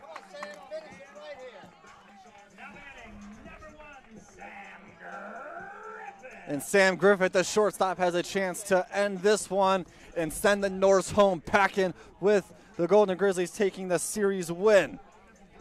Can he do it is the million-dollar question at the moment. Yeah, he's slowed down since the 3rd and 6th inning at-bats that he's had. Do some work, especially earlier in this season, and I wouldn't put it out of the question for Sam Griffith to make some magic here. He's looking for a bunt right now, and then they're going to throw a pickoff just to make sure Trent Rice knows that he's being watched. I wouldn't be surprised if Sam Griffith went with a bunt here, because then you just need a fly out or something, and then you walk home with a win in this one. Showing bunt once again, Griffith. And he's going to chop one to third base, and he'll get to first. Not in time, though. So that kind of throws a bit of a curveball in your strategy now, because now you have someone at second, 1 out. If you fly out here, you advance him to third, but then you don't, you have to get someone on base next. Yeah. So Gavin Arsenault, the best thing for him to do would be to get a single or something. A single or even a double. Walk-off double. Well, yeah. That'd be nice as well. At the very least, he needs to get a single in order to put Trent Rice into good scoring position, if not bring him home. Yeah, ball's down low on Arsenault.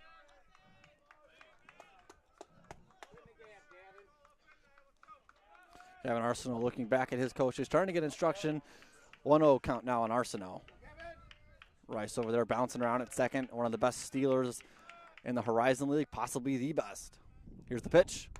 And that one's outside and high as well. Inside and high. Trent Rice had his 29th steal earlier today. He's 1 away from being tied for #1 in the NCAA.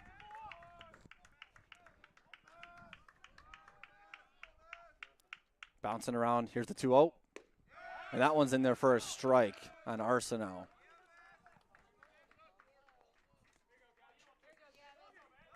To borrow a phrase from our color commentator for the first 2 games, Kayla Snell, it's controlled aggression that Northern Kentucky is going for in terms of their pitching. Absolutely. So 2-1 the count right now for Arsenault. Rice bouncing around.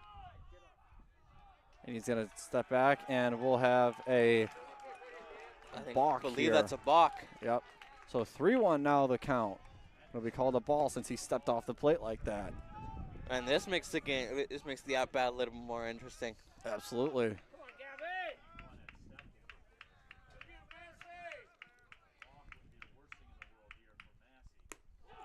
And that one's inside. That'll be a walk. Now the issue, though, because if now you get a grounder, we will see what happens here rather shortly. We will see what happens here rather shortly.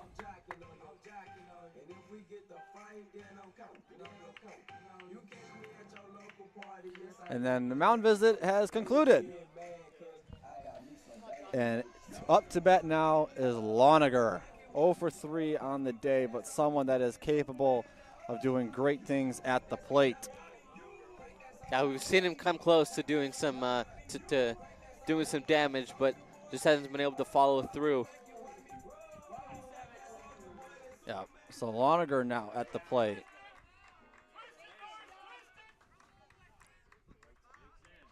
Doing his leg bob thing that he does. Here's the pitch, and he watches that one go in for a strike.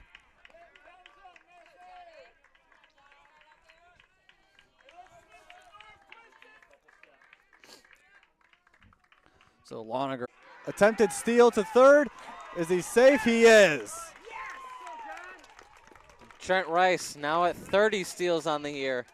That ties him for the lead in college baseball. So Trent Rice over there at third. Loniger just has to put one in play here, and this game can be wraps. Runner at first still in Arsenault. Don't forget about him. But Loniger doing his big-time movements over there. And he sends one deep to left field. Can it go the distance? No, but guess what? Someone's coming home. Trent Rice walks this one off with a hit by Loniger all the way out to left field, and this one is over. Yeah, the Golden Grizzlies win 10-9. Gutsy play by Loniger and gutsy play there by Rice to end it on a great note for Oakland, coming back after 24-3 in the first game and then snaking it back in the second, and then in a clash of the Titans in the third game to clinch the series against the top team in the Horizon League. And this has got to feel good if you're Oakland.